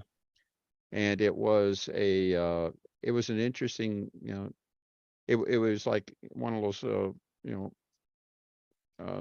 stitch in time kind of things, because those two people had a huge influence on my family's approach to aero modeling for the next several years, and how we designed things, how we approached the hobby and stuff like that. But there he was, there's Dave. I had not seen him since the 1969 Nationals. He got involved with pylon racing and a lot of engine work and stuff like that. And there he was, sitting there talking about old airplanes, about this and that. I tried to talk him into stunt, and he said, I don't know about that. Then I made the big mistake, tried to talk him into electric stunt. He said, this man who's published several books on engines and everything like that. Let's just say he's a hard sell and let it go with that. All right. Nah, he got a kick out of that though. I don't know. It's just everybody on that field has got something to teach me. All right. And but you've got I something. just try everyone, to learn that. That's all. Just take advantage, or so. You've got something to teach everyone on that field too. Always remember, maybe, sometimes it's great when I can help somebody and everything like that, but realistically, it's just there's always a new quirk, a new twist, a different way. It's something you hadn't seen, you hadn't done, whatever. So, well, look at the promotion you've done for Spectra Lines. Ha! Just yeah, I seem to be an ambassador for Spectra. sold me. You know what I did? What I did get is Mike Lonke and Ron Colombo, a couple of the combat guys. They found somebody over there was selling a bunch of line.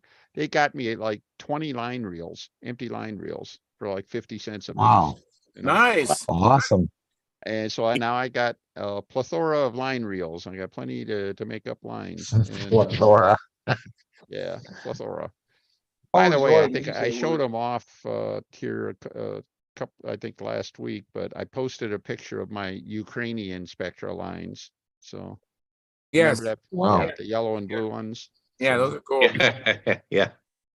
So I said, hey, these are 21st century Ukraine. It was interesting that I was the only guy in the top 20 flying Spectra, which really shocks me to come right down to it. And it's just, there were a few folks in advance, but it seems backwards, but technology doesn't necessarily march from the top down. I think a lot of this stuff comes from the bottom up, because the people at Last the year, top, you and I were the only ones who had Spectra. Yeah. But we were the only ones flying on I think Spectra, what you and I. happens is that, the people with the most invested in status quo are the hardest ones to get to change. So the Most guys definitely. who invested, in their own equipment, their own thing, and obviously, Walker, Fitzgerald, folks like that, they're not going to be instantly better because they're running, Spectra lines. They can have, they could fly on kite string and probably put on a pretty good show. But you know it. and so Hey, Denny, yes, John here. Denny, Yeah. when do you guys find the same thing? Whenever I use Spectra lines, if I fly over water, I end up with a rainbow trout hanging on to the back of the plane. yeah, there's the pond. I fly over by the ponds by AMA. I make a complete bass of myself. So Oh my God. well, I think I'm going to hey, have Mark's not here. I got to fill in the gaps. All right. So all right. Complete passive. I'm going to have to be the pioneer here in Alberta, because everyone is 100% opposed to using them. Really? It's a hobby, Bob. It's a hobby. If you don't want to use them, don't use them. If you want to use them, go for Use it. it. I'm acquiring way too many airplanes, and I want to have a set of lines for each one. And it just seems the simplest way to go. Yeah. No, I went outside today and tied up a brand new set of Spectra lines for a SV11 with a Rojet 67 today. And I swear, start to finish, I had those lines done on the reel, both perfectly the same length in under 10 minutes. Let me see you do that with steel. I can't do that. Exactly. I can't do it that fast, Len, but I understand where you're coming from. It's just, there's no I drama. roll out the It's two, just, I roll out the two lines, I tie two ends, I walk down to the other end, tie one, and then the only one I really measure is the last line. yeah, You know, like I measure the length of the first line, but the only one I have to really get accurate is that last loop, so that both lines are the same length. It's just I'm, so quick and so easy. the last sets I made up 7 sets before I went to the Nats and distributed them. But I made them all up in my basement.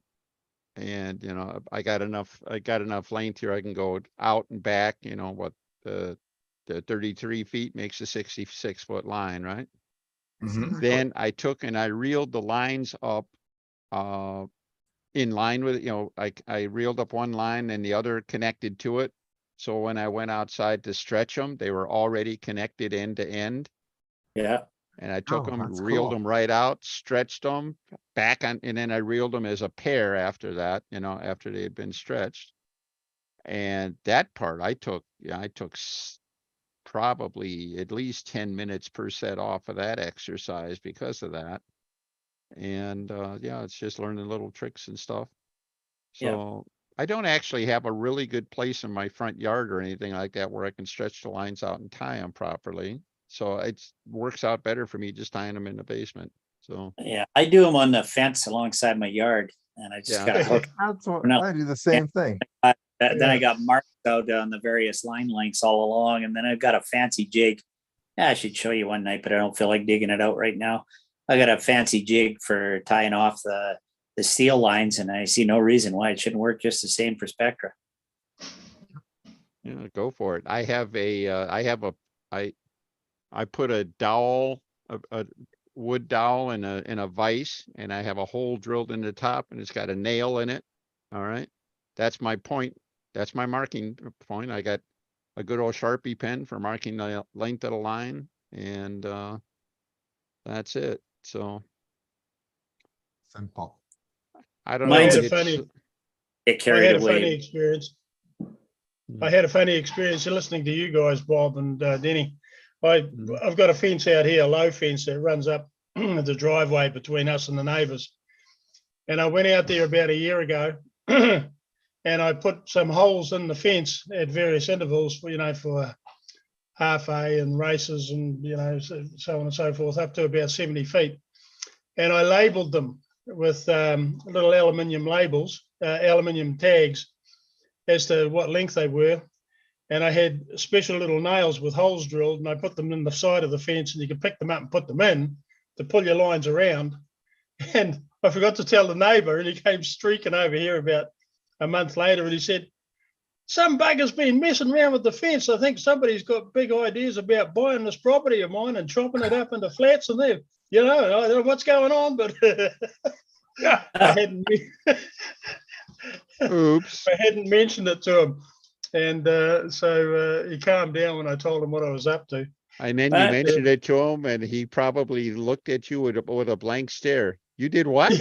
You did what? Yeah, that's it. Now, he John, said- been an absolute jerk and let him on for a while.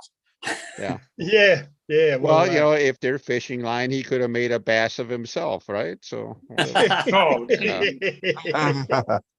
Or done How it. many times can I work that punchline? So. Well, he was always a bit of an old trout.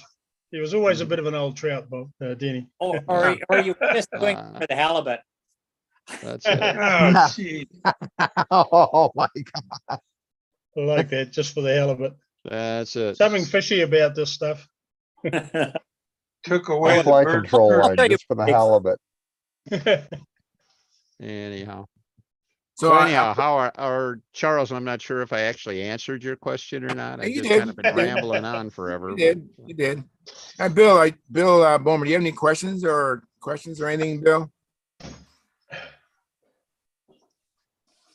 Hi guys, yeah, it's always interesting just to listen. Normally, I watch every one of them on YouTube, but it's nice to try and get in to a couple. A couple of interesting things kind of came up last meeting that I made some notes on.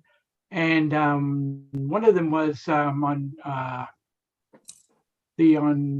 Gordon's twin Pathfinder. I think Gordon's still there. Yeah. I was interested to hear that. I think you said you were using 15s, those Magnum 15s. Yes.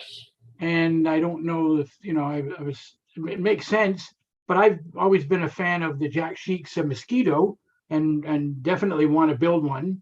But he's showing Fox 35s in that, which seems like a lot.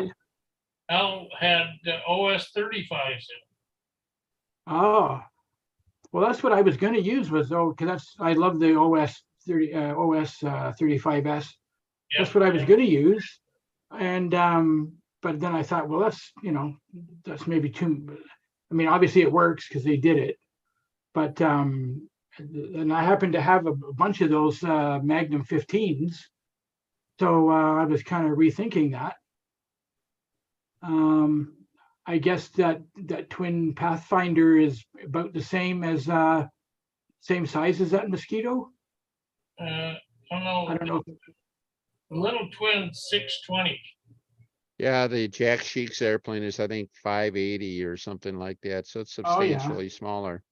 Now, the Actually, flip I got it side right is, here. the Mosquito does have a built-up nacelle, and it has kind of a wide profile fuselage. It's like an inch and a half thick or something. Oh. But I'm not sure frontal area and everything like that. It's smaller than the Pathfinder. I Oh, have heard yeah. of people running 25s in the Sheik's Mosquito being happier than they would have been with the 35, but that only saves about 3/4 of an ounce, I think, per engine. Yeah. Pair of So, 20s a day, I know it easy. yeah. 25. I'm not sure. I mean, if I Gordy's also- got those 15s flying the Pathfinder, I'm sure they would fly the Mosquito, but I'm not sure I could get the 15s to fly, to do it. But Yeah. Okay. Well, I actually have a couple of the OS 30s, 30S. yeah, That's a Yeah, good it's one. the same size and weight as the 35. You may as well, they're interchangeable. Yeah, that's true. Yeah, you might as well. Yeah. But I don't know. I guess they run the same. I've never really run them or used them, but they Yeah, probably run the same. I ran a couple of them. I used to run OS 35s all the time, and the 30 was interchangeable. You treated Yeah. it exactly like a 35, and it gave virtually the same performance. So Oh, okay. Okay. Yeah, I love the 35S. yeah. It's, 35S good. is the same weight as a Fox 35. All right. Yeah. So there's no lot or no difference Mm. versus what Jack had, except the 35S is more powerful on a Fox 35. That's right. So, Yeah. Yeah. Well, but probably. one of them would be enough to fly one of them is powerful enough to fly the Mosquito. All right. Yeah, that's right. Yeah. 570, 580 square airplane. That's, you can fly that with a 35S, easily. Yeah. Right. Oh, okay. I think John's going to offer an opinion here. Go ahead, John Miller. Well, Gordy was going to say the same thing. One of the reasons why the 15s are on there, it comes from the idea that Paul Walker was flying that big B-17 on 415s. You'd be surprised at how much power those, and the Magnum 15 is even more powerful than the OSFPs were. So, and to give you another idea, Gordon had another twin called the Gemini, which is a beautiful airplane.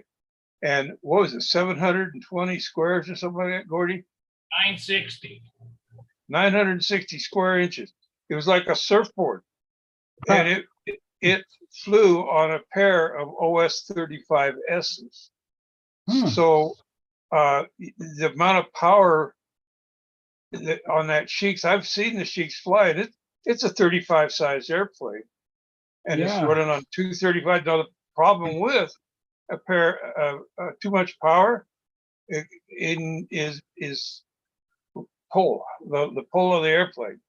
And one of the problems that the people flying Gordy's Gemini and his too much was with those 35 size engines Ted Fancher said his arm grew 3 inches in flying it. What?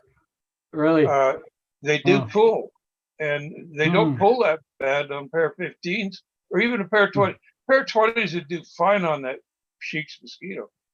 Oh yeah. You know, you Ah. don't, you know, a pair of 25s, OS 25s, has as much power or more than a Fox 35.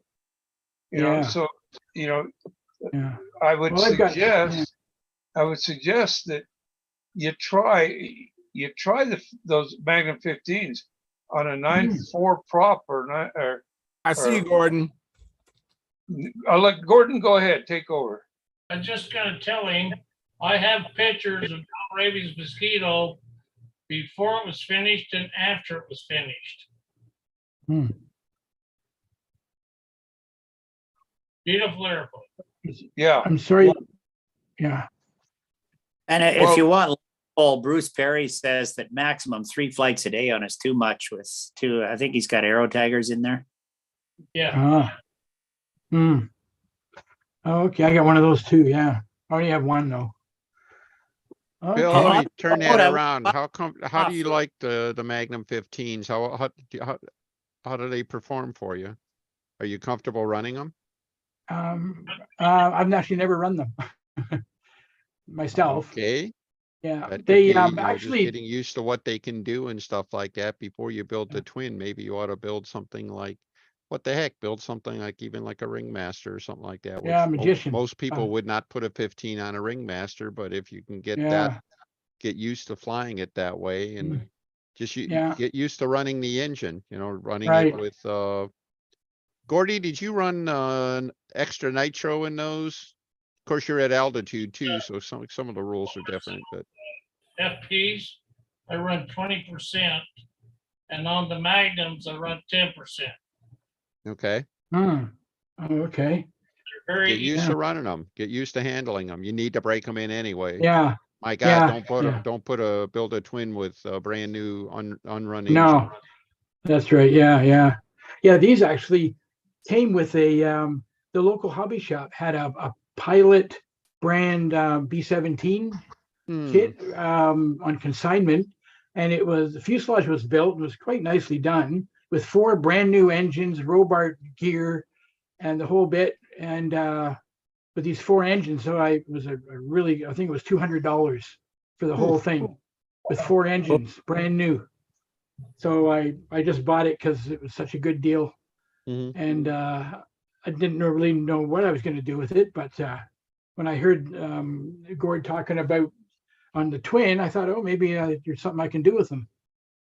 Because I don't fly radio anyway. But yeah, well, yeah, very okay. good. And you heard them say what, 9.4 props was it Yes. that you ran? Yeah. I would bet on a Sheik's airplane you could probably fly it on 8-inch props because it's quite a bit smaller. Okay. And No, of that's, course, you need to find that balance between making it rigid enough, that it absorbs the power and vibration of the twin engines, but also light enough, that it doesn't turn into into a log. So yeah, well, that's right. Yeah. So Okay. don't be afraid Oh, that's- to really use your best judgment on your structure and build it as carefully as you can. So Yeah. Oh, good. I have a question for Lynn. Lynn, have you ever flown a twin, Lynn? No. Okay. I've never flown a twin anything. Okay. All right. I have enough trouble making one motor work. I have a little 049 twin mosquito. That actually, Naomi you had has one, a twin Len. mosquito, Yeah. and we fought with that for years, and no success really. It's so hard to get two half-A glow engines to run at the same speed and Yeah. perform. I'm done with that game. I just don't have time to waste on that kind of stuff. The thing I'm starting to realize is that the motors and engines and stuff that I want to use are things that are reliable. If it isn't reliable now, as we get older, I don't have time for it. Like I just don't make the time for it anymore. If it's something, Yeah. even if somebody's handing me a motor, if it's something I think is going to be reliable and it's going to work and it's going to do the job, I'm in. And if it's not, here, please give it to somebody else because I don't want to deal with it. Right. Okay, I was just curious. That's how I feel. Oh, I well. just don't have time to monkey around with stuff all the time. Like Yeah, I I don't say, I have either. enough trouble trying to make good motors run properly. The Right. last thing I need to be doing is fiddling around with old technology and old beat up motors that are tired or old technology that don't run and then try to get two of them to work. No way. I just sign me out. I'm Right. not I was just interested. curious. I see your hand, No, John, but Bob Whitley raised his hand before you did. Yeah, just a couple of comments. The only twins I've had anything to do with carry people. So I can't comment on that. But I am toying with the thought. I've got so damn many stunt planes here flying or on the go or whatever. They seem to breed on me. I've got a Vector 40 kit, and I'm toying with the thought about making that into a twin. Just for something different. Has Well- anyone played around with that before? Go for it, Bob. Well, Yeah, again, go for that's an even smaller airplane than the Jack Sheik's airplane. That's around 530 squares, I think. Build, And build it John, like- that's in the same neighborhood as your twin was. You had one, yours was about 480 or so, wasn't it? Which one? Your Ziegenpanzer or whatever it was, or My Panzerflug? Well, that was Yeah. in the I think about that's easy for you to say. 535. Yeah. I think it was about 535, if I remember correctly. So But that's it flew yeah. fine on a pair of those Magnum 15s. Well, what Nice. got me thinking about it was I was given that match set of MDS 25s that are in fine form. So I'm just kind of curious about using them on something. I just looked at this Vector 40 kit I've got sitting here in the corner and thought, what the hell? Maybe that might be a good platform for it. You know, not necessarily for all out competition, but just for something different and fun and to play with the twin. You might be surprised. Yeah. Hey, Dennis, did you see Bob's twin fly at the Nats? Yes, I did. He was on my circle. Uh, Flew very well. Did it look like it flew well? Yes. It and him flew quite well. And of course, this is electric, so Yeah. you know, electric twins are almost cheating, you know. Yeah. You know, Say that again, Danny. I had one glow power twin with OSS S20s in it, and I figured a twin engine was at least 4 times as much trouble, you know. And but an electric twin is just basically just more pieces on board. It's no more, you know, difficult than building a single. And Bob, of course, has spent enough time with twins and stuff where he's got that thing just, you know, he's still trimming out the airplane and everything like that, but he's got that stuff working, you know, phenomenally well. And so, yeah, he was in great shape. I don't know. Who was the other guy? Frank McMillan from down in Texas was flying an electric twin with retracts also. Rick Huff had his ME-110 semi-scale twin there.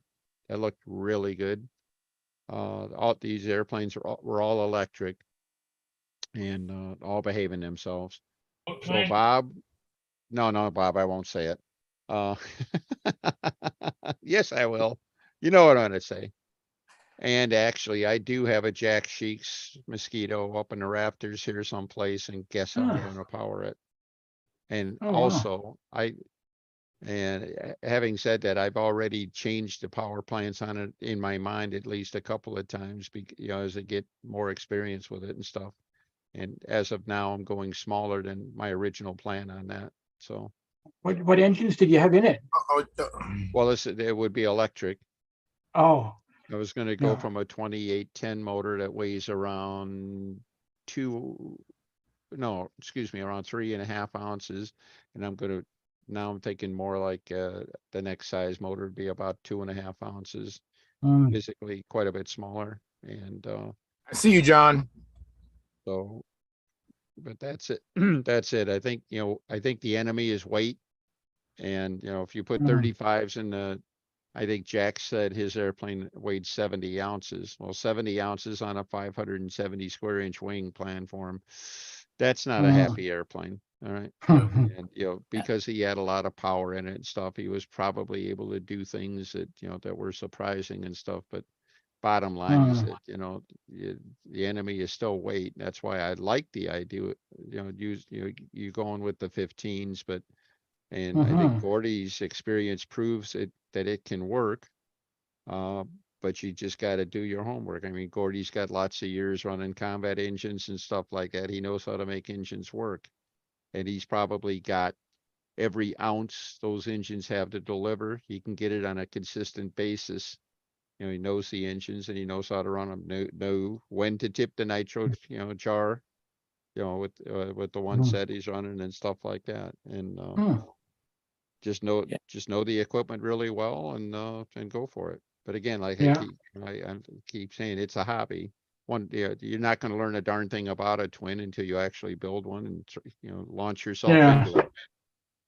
So do your Well, homework, do you prep Hang the on, best guys, you can, hang on. and be prepared to Because learn. John Miller's next. Okay, well, I want to second everything Dennis just said. And everything from if you're a gearhead or motorhead and you really know your engines and you enjoy playing with them, go with the IC. Gordy is very good at working with IC engines, extremely good. He just has kind of a knack towards it. And I mean, I couldn't have flown that twin flight streak I had as consistently as I was able to if it hadn't been for Gordon tweaking the needles for me, because it just I couldn't do it. I didn't have the experience or the that it took to do it. And I know Gordon, I don't know if I'm telling a secret or anything, but Gordon had put ventures on it and he wound up taking the ventures off, put the carburetors back on it.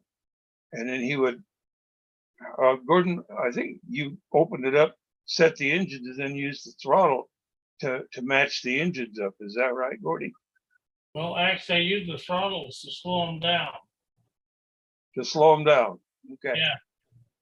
Yeah. And it worked very well for him. But it's the best way if you want to have all the enjoyment of a twin and be able to really enjoy flight it. Do like Dennis was saying, and go electric with it, because that's why Bob is running electric. Every engine run is the same. He can dial those engines in on the and they'll be that way every time. But if you're a gearhead and you like playing with motors and you don't mind the frustration that sometimes comes from it, I myself on a Jack Sheik's size, I wouldn't be afraid at all of putting those Magnum 15s on it. You'd be surprised. I mean, my Zweitpanzerflug, which I'm going to change it to Panzerflug because everybody has trouble saying Zweitpanzerflug, just means two flying panzers, but you know, panthers. Anyway, but that I lost it because of a nut coming up on my control horn coming from the belt crank to the flap, and I had no control. That was my fault. I should have put some kind of a glue or a sealer or whatever on it. I didn't. My fault. That plane was coming along really well. I only had about 3 flights on it or 4 when I lost it, but it did the prettiest rounds. It inverted. It didn't hunt. It was looking to be a very nice airplane, and I think Gordy probably backed me up on that because he was there when I crashed it. So anyway, that's my advice to you there, bud. Yeah. Bill, you know. Yeah, thank Twins you. are fun. Yeah, no, I mean, I've had these plans for 20 plus years, probably, just in the list of airplanes to build. And yeah, no, I think that might be the way to go. Are those plans still available? Are the plans still available somewhere? Yeah, well, I think I got these from Model Aviation. Yeah, Oh, it was okay. Aviation Plan Service. Yeah. Yeah, they're still available. I Yeah. should get one. 19 Order 'em. I've always thought about the mosquito because, I'm from Edmonton, Alberta here, and the City of Edmonton Squadron, 418 Squadron, was the most Mm. highly decorated squadron, night fighter intruder squadron of the Second World War, and Mm. they flew mosquitoes, and they were all endorsed Yeah.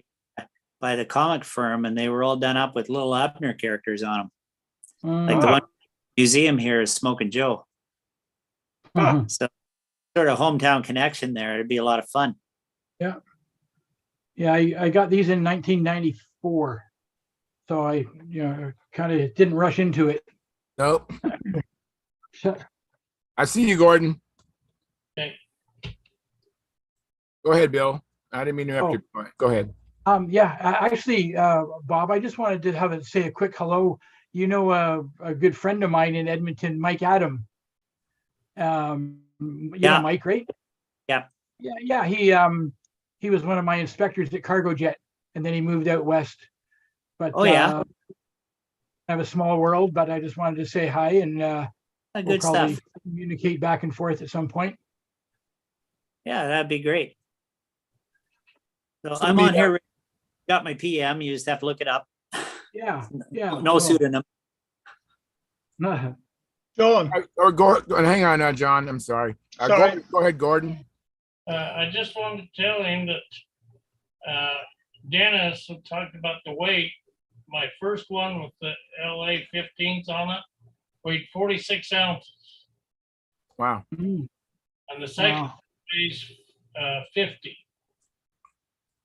It has less power, and 50 ounces for 628 airplane is not bad. No. Wow. So if you watch the weight, it'll fly fine.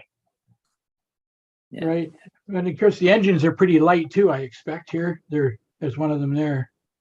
Oh, they're wonderful. Wonderful. Yeah. The engine again now, Bob. I mean, Bill. That's the Magnum. Yeah. Oh, yeah. Yeah. Okay. I have one. I need to get me another one, Bill.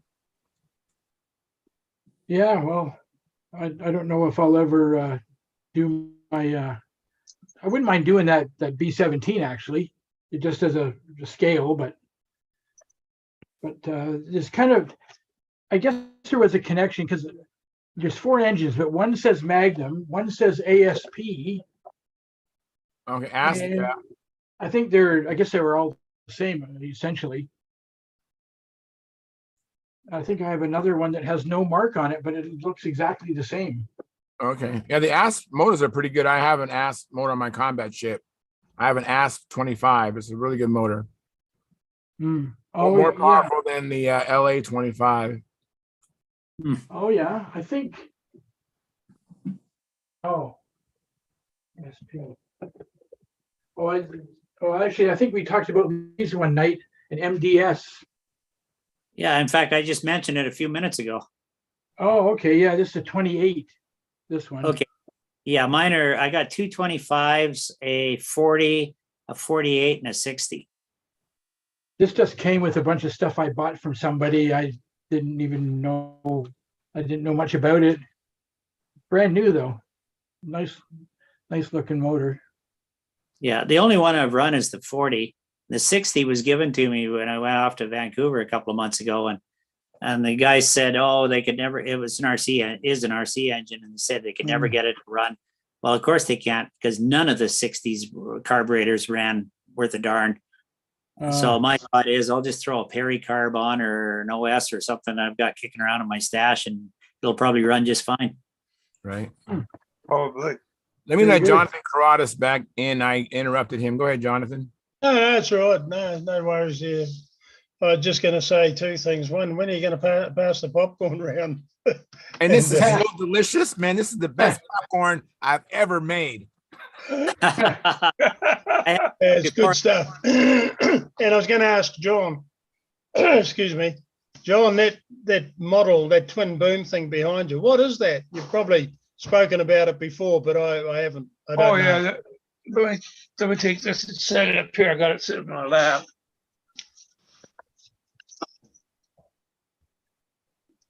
That is a plane I The Raven? designed right about 2020. Because I like twin boom airplanes. And it's called a Raven. And the theory behind that wing and airfoil, that's the same airfoil that's on the Pathfinder. They call it the ice cream airfoil or whatever. But Gordon was talking to me about his combat ships. And he started out with flight streaks, and he noticed when he didn't put the standard fixed flap on the flight streak airplane or air wing, the plane didn't fly as well as ones that he did. And kind of looked at it, and I played with that airfoil. And when I noticed, and he turned me on to it, when I noticed that when it first turns like this, the air is striking that and it's coming down in that flap looks to the airstream because you're still kind of going, you haven't really started to turn too much, but it starts looking like the flaps deployed a little bit, and it helps you in that turn. And but as soon as your plane begins into the turn, that disappears, and so you no longer have the drag from that hanging down into the airstream. And so I built that to test that out as a non-flap stunt ship. And it's actually fairly high aspect ratio. Yeah, it looks like it. Yeah. Yeah. And I don't know, I'll get it out. I've shown it before, but I'll show it to you because I don't think you got to see it.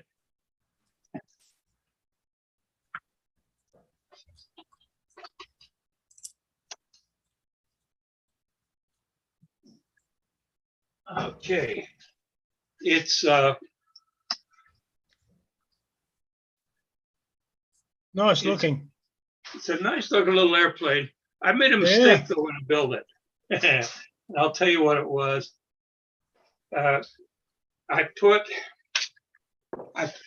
This, of course, over here, this is the outboard or the inboard wing. And I put the belt crank right here so that the push rod could go down here to. Right.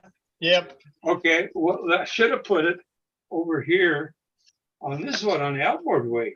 Right. I did it that way because I want it like an 1.25 ounces of tip weight. Of course. And that caused some problem. And when I tested it the first time, I just grabbed a set of lines that I had laying around, and they were like 66 feet or more. Eyelet to eyelet.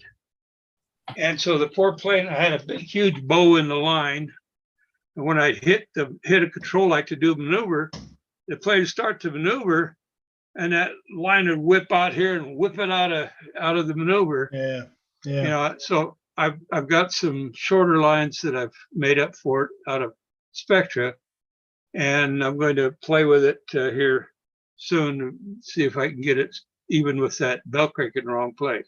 But if I ever build another one, I'll put the belt crank somewhere else. Right. You know.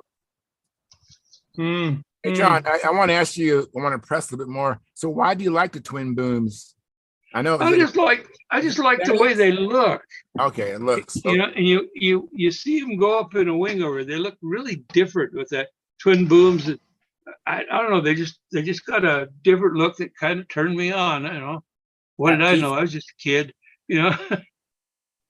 All right, that's cool. Very cool. What have you got powering it up, John? What do you do? What have you got on it for horses? Oh, I got a OS 20 FB. You got a 20 in that twin boom? Yeah. An FB twin. That must be fairly light, that plane. It is fairly light, yeah. You know, it's a higher aspect ratio. It's got a lot of span to it. It's about almost on the big one here that you can see behind me. This one. What would it weigh? Any idea? Oh shoot! It's sub 40 ounces, but it's got a much narrower core. But it's got almost got almost a little more than 3/4 of the span of the big, this big one right here. Can you see Yeah. that? And but it has no flap, just the air, and I put Yeah, a large stab and elevator on it. It's about 60% stab and 40% elevator on there. Sure. So I at one time I had thought about, well, maybe since the inboard wing needs to be a little longer because it's traveling a little slower than the outboard, I should make the inboard part of the stab and elevator a little longer. That was just an idea I had. Well, I wound up, if you look at it close, you can see I had a little cut line there. I cut it at diagonal and glued it, but took that out and made it the same on both before I did too much work with it. But I want to finish up the idea. It's just now that I've got spectral lines and a much lighter weight, I take the tip weight out. That would help a lot in, you know, in the reacting to any whip, but there shouldn't be much whip with a proper length on a set of spectral lines. There shouldn't be any whip at all. So anyway, if I get rid of that, then because it turned well, it turned and you'd start like a square, you'd turn and you'd start the vertical, and you get about halfway through the vertical, and then that whip would get out here and then pull the wing in and then try to do a lumshabak on you, you know? But then he wants to do a share screen. He has I think your twin, I think you have, is that right, Denny? Yeah, but you got me blocked. You've disabled screen sharing. Oh, I forgot to set it up. Oops. Little airplane. You knew what was coming, Charles. That's all. So no. Go ahead. It's all set up now, Denny. all right. Look at there, John. Oh, look at that. That looks nice. Oh, thank you. That's my Panzerflug. The concept behind that was it was a fantasy scale. The idea was, what would have happened had the Germans gotten hold of the idea and the plans behind the Grumman F5, and you know, them needing a high altitude or a heavy fighter, a night fighter, or a ground attack airplane. How would they have done it? And so this is just hashing a few ideas. You notice it's got the diesel engines there set up in the front, like the Messerschmitt and that had. It's got inline engines, and then the nose, of course, runs right there, and the cannons are located right in the nose, going right between the prop arc there, and directly in line with the pilot. So there's he doesn't have to get in there and work about where his guns are combining up ahead of him, because it's like the P-38, they go right where you point the airplane. And the twin rudders were very effective on this, and they were right behind each engine, right behind the nacelles. And it still exists. It's just tore up a bit. I could rebuild it, but I might just use the wing. And there it is. There's the plans. Might just use the wing and rebuild the rest of it, because I was talking to Gordon about it the other day, and it had a lot of potential, And actually, see, I was experimenting. If you look at the gear here, you see that gear arc there? Yeah. The gear was set up in the future for retracts, where retract right up into the nacelles, you know, where probably half the wheel would be sticking out like on a B-17. But nonetheless, they'd retract up in there, as you see it there. And where's the bull crank in that one? Pardon? Bull crank in that one, right in the middle? The crank was right in the middle on that one. Yeah. I'd learned my lesson on this one. You know, John, that's really reminiscent of the planes. I forget. I think it was Grumman made them actually, but the prototype. But remember the old cartoons? Yeah. Steve Canyon and all that. Yeah. That's reminiscent of what they flew. I can't remember the name of the actual aircraft though that it was based on. It was the F5F. Okay. Grumman F5F, and another inspiration for this was a half-A design in one of the model airplane magazines for a twin, half-A twin. and I think it had 48-inch wingspan, and it was a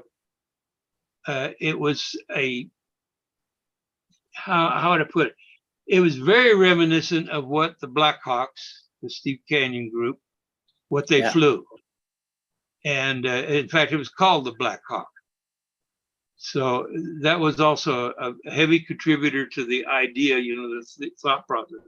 I enjoyed that airplane. I would really like, I hope I have enough time to build another one and get it working right, but it'll be electric if I do, just because I'm not an engine man. I'm not a very good engine man. My question is, aside from us gray-haired balding guys, how many could remember Steve Canyon and the Blackhawks? We're a dying breed. Hey guys, I'm going to end the live stream. Thank you so much for coming in. And as I thought with the Nats going on, good night, Ed. I didn't think we'd have much of a turnout. So thank you very much. I appreciate your support. Oh, Carl, before we go, did you want me to show that today's acquisition? Good night, everybody. Good night, Ed. Thanks for coming in, Ed. Yeah, I'll take off too. I gotta All right. do stuff. Hey, Jonathan. Go ahead, Jonathan. Thank you. Catch you next time, guys. All right. Catch you next time, Jonathan. Night. All righty. Go ahead, Bob. And then after that, we're going to end the live stream. Here, I'll just pull up some flight streaks here. Okay, that's my old original that's going through its second major rebuild. If we can get it focused here. There we go. So I don't really have a lot to do on that. Just sheet the leading edge piece there and put the crutch in that I built. Probably about 4 hours work to get it rebuilt. Can't hear you. Oh, sorry. Let me crank up things here. Had my device upside down, I guess. Okay, is that better? Yeah. That any better? Yeah. Yep. Yes. Okay. Yeah, that's my old original flight streak from about 1974. It's been rebuilt. This is the second rebuild on it. I spiked it into the ground last year when I lost it in the wind, and I tried to recover about 2 feet shy of the ground and broke the nose off. So I'm just rebuilding it with another crutch and whatnot. And I lengthened it slightly to run an LA 25 on it this time around. Yeah. Is that a perfect bell crank I see in there? Yeah, that's an old perfect bell crank with the brass tube bushings and whatnot and wrapped. Very nice. So it's just a basic flight streak, nothing special. I got adjustable lead outs on it, but I really haven't had to adjust them. And I also put adjustable tip weight on it, and it seemed to fly fine with the little lead balls, shotgun shell balls that I managed to fill it with right off the start. So I'll just do it as it was. I'm going to be covering it with what I originally had covered it with in the 1970s, which was super coverite. I've got several rolls of it now. And then there's an ARF flight streak that I picked up in Vancouver. Nice. When I went to see Chris, the guys. That is a Brodak 25. The engine runs fine, but the tank sucks. I don't think it had ever been taken apart and checked. I think it's a Brodak tank. And anyway, I only got half a tank full of run out of it. And this airplane is too light. It's an ARF. It does not like the wind at all. So the gusty wind in Winnipeg, I just did one flight with it. Ran out of fuel at half a tank, and I landed it. It was just bouncing around like crazy in the wind. And this one was given to me today from an old flying buddy from my old model airplane club of the 70s. And it's some sort of a modified combat streak, I think. It's never flown, of course, but it got the hit dropped or something and broken. So I've got to rebuild that. But that's pretty much it for on it. The airplane looks straight and it's fairly light. It's unlike an original combat streak. It's set up for an inverted engine. Looks like Fox 35 spacing. Nicely built. 20 ounces without fuel tank and engine. So it doesn't seem to be all that bad. Oh, So it's also It also has movable flaps on it, so that's a bit different for a streak-based wing. And of course, without the traditional tips, it's got the adjustable lead outs and adjustable tip weight on the other one. Nice, very nice. So it was a nice gift. That is a nice gift. So I was kidding Murray that, gee, I don't know if I could find an engine for it. You know, I only have 60 or 70 engines and about a dozen Fox 35s, if that's what it's drilled for. But, so that should be a fun flyer. It won't take me much to get that going. No, should be good. Yeah. So I'm going to have a painting spree here one day. The other thing was for Len here. If he's still on. He's still here. Hey, Lynn, you still here, Let Lynn? me switch my camera here. I think Lynn's that's, I don't know if you can make that big or oh, is yeah, it? 1 second, 1 second. I was looking at Lynn. There we go. Okay, this is a jig I made a few years ago just for making lead outs from the airplanes. And it's set up so that I can clamp them both in with the bell crank absolutely neutral and wrap my lead outs and crimp or wrap them, whatever I want to do. And the second piece here, the first piece is to lock them in. The second piece is for the tails. So that when I pull them back, I can lock the tail, one tail in and the other so that the lead outs stay absolutely the same. So I end up with never really having to make an adjustment. And I also use this on my fence to, I just clamp it on my fence like so, I guess like that. And attach my lead outs to eyelets to it and tie the lead outs. And to keep the eyelets in place, I just use a wheel collar. It's just got some 1/8 inch music wire stubs in there, and it works very well. Very good. It's a little show and tell for things I try to do to make my life a little bit easier. Thank you very much. I hadn't forgotten about your show and tell, but I'm glad we got a chance to do it. Hey, Bob, where'd you get that? Where'd you get that 1 1/4 inch plywood for that thing? That's half inch Baltic birch plywood, actually. And in the built up section there, I just built up 3 layers. Oh, okay. Yeah, I just used up scraps for that.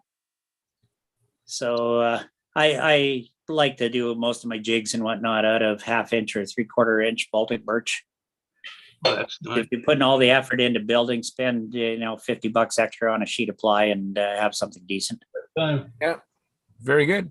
Well, you guys, I'm going to end the live stream. We can carry on in the after party. Again, thank you very much for coming in. If you are still watching, don't forget to give us a like. Hit the like real quick before I end the live stream. And thank you very much for tuning in. And hopefully you have a chance to go do some flying this weekend or work in your shop and come back Monday and tell us all about it. So until then,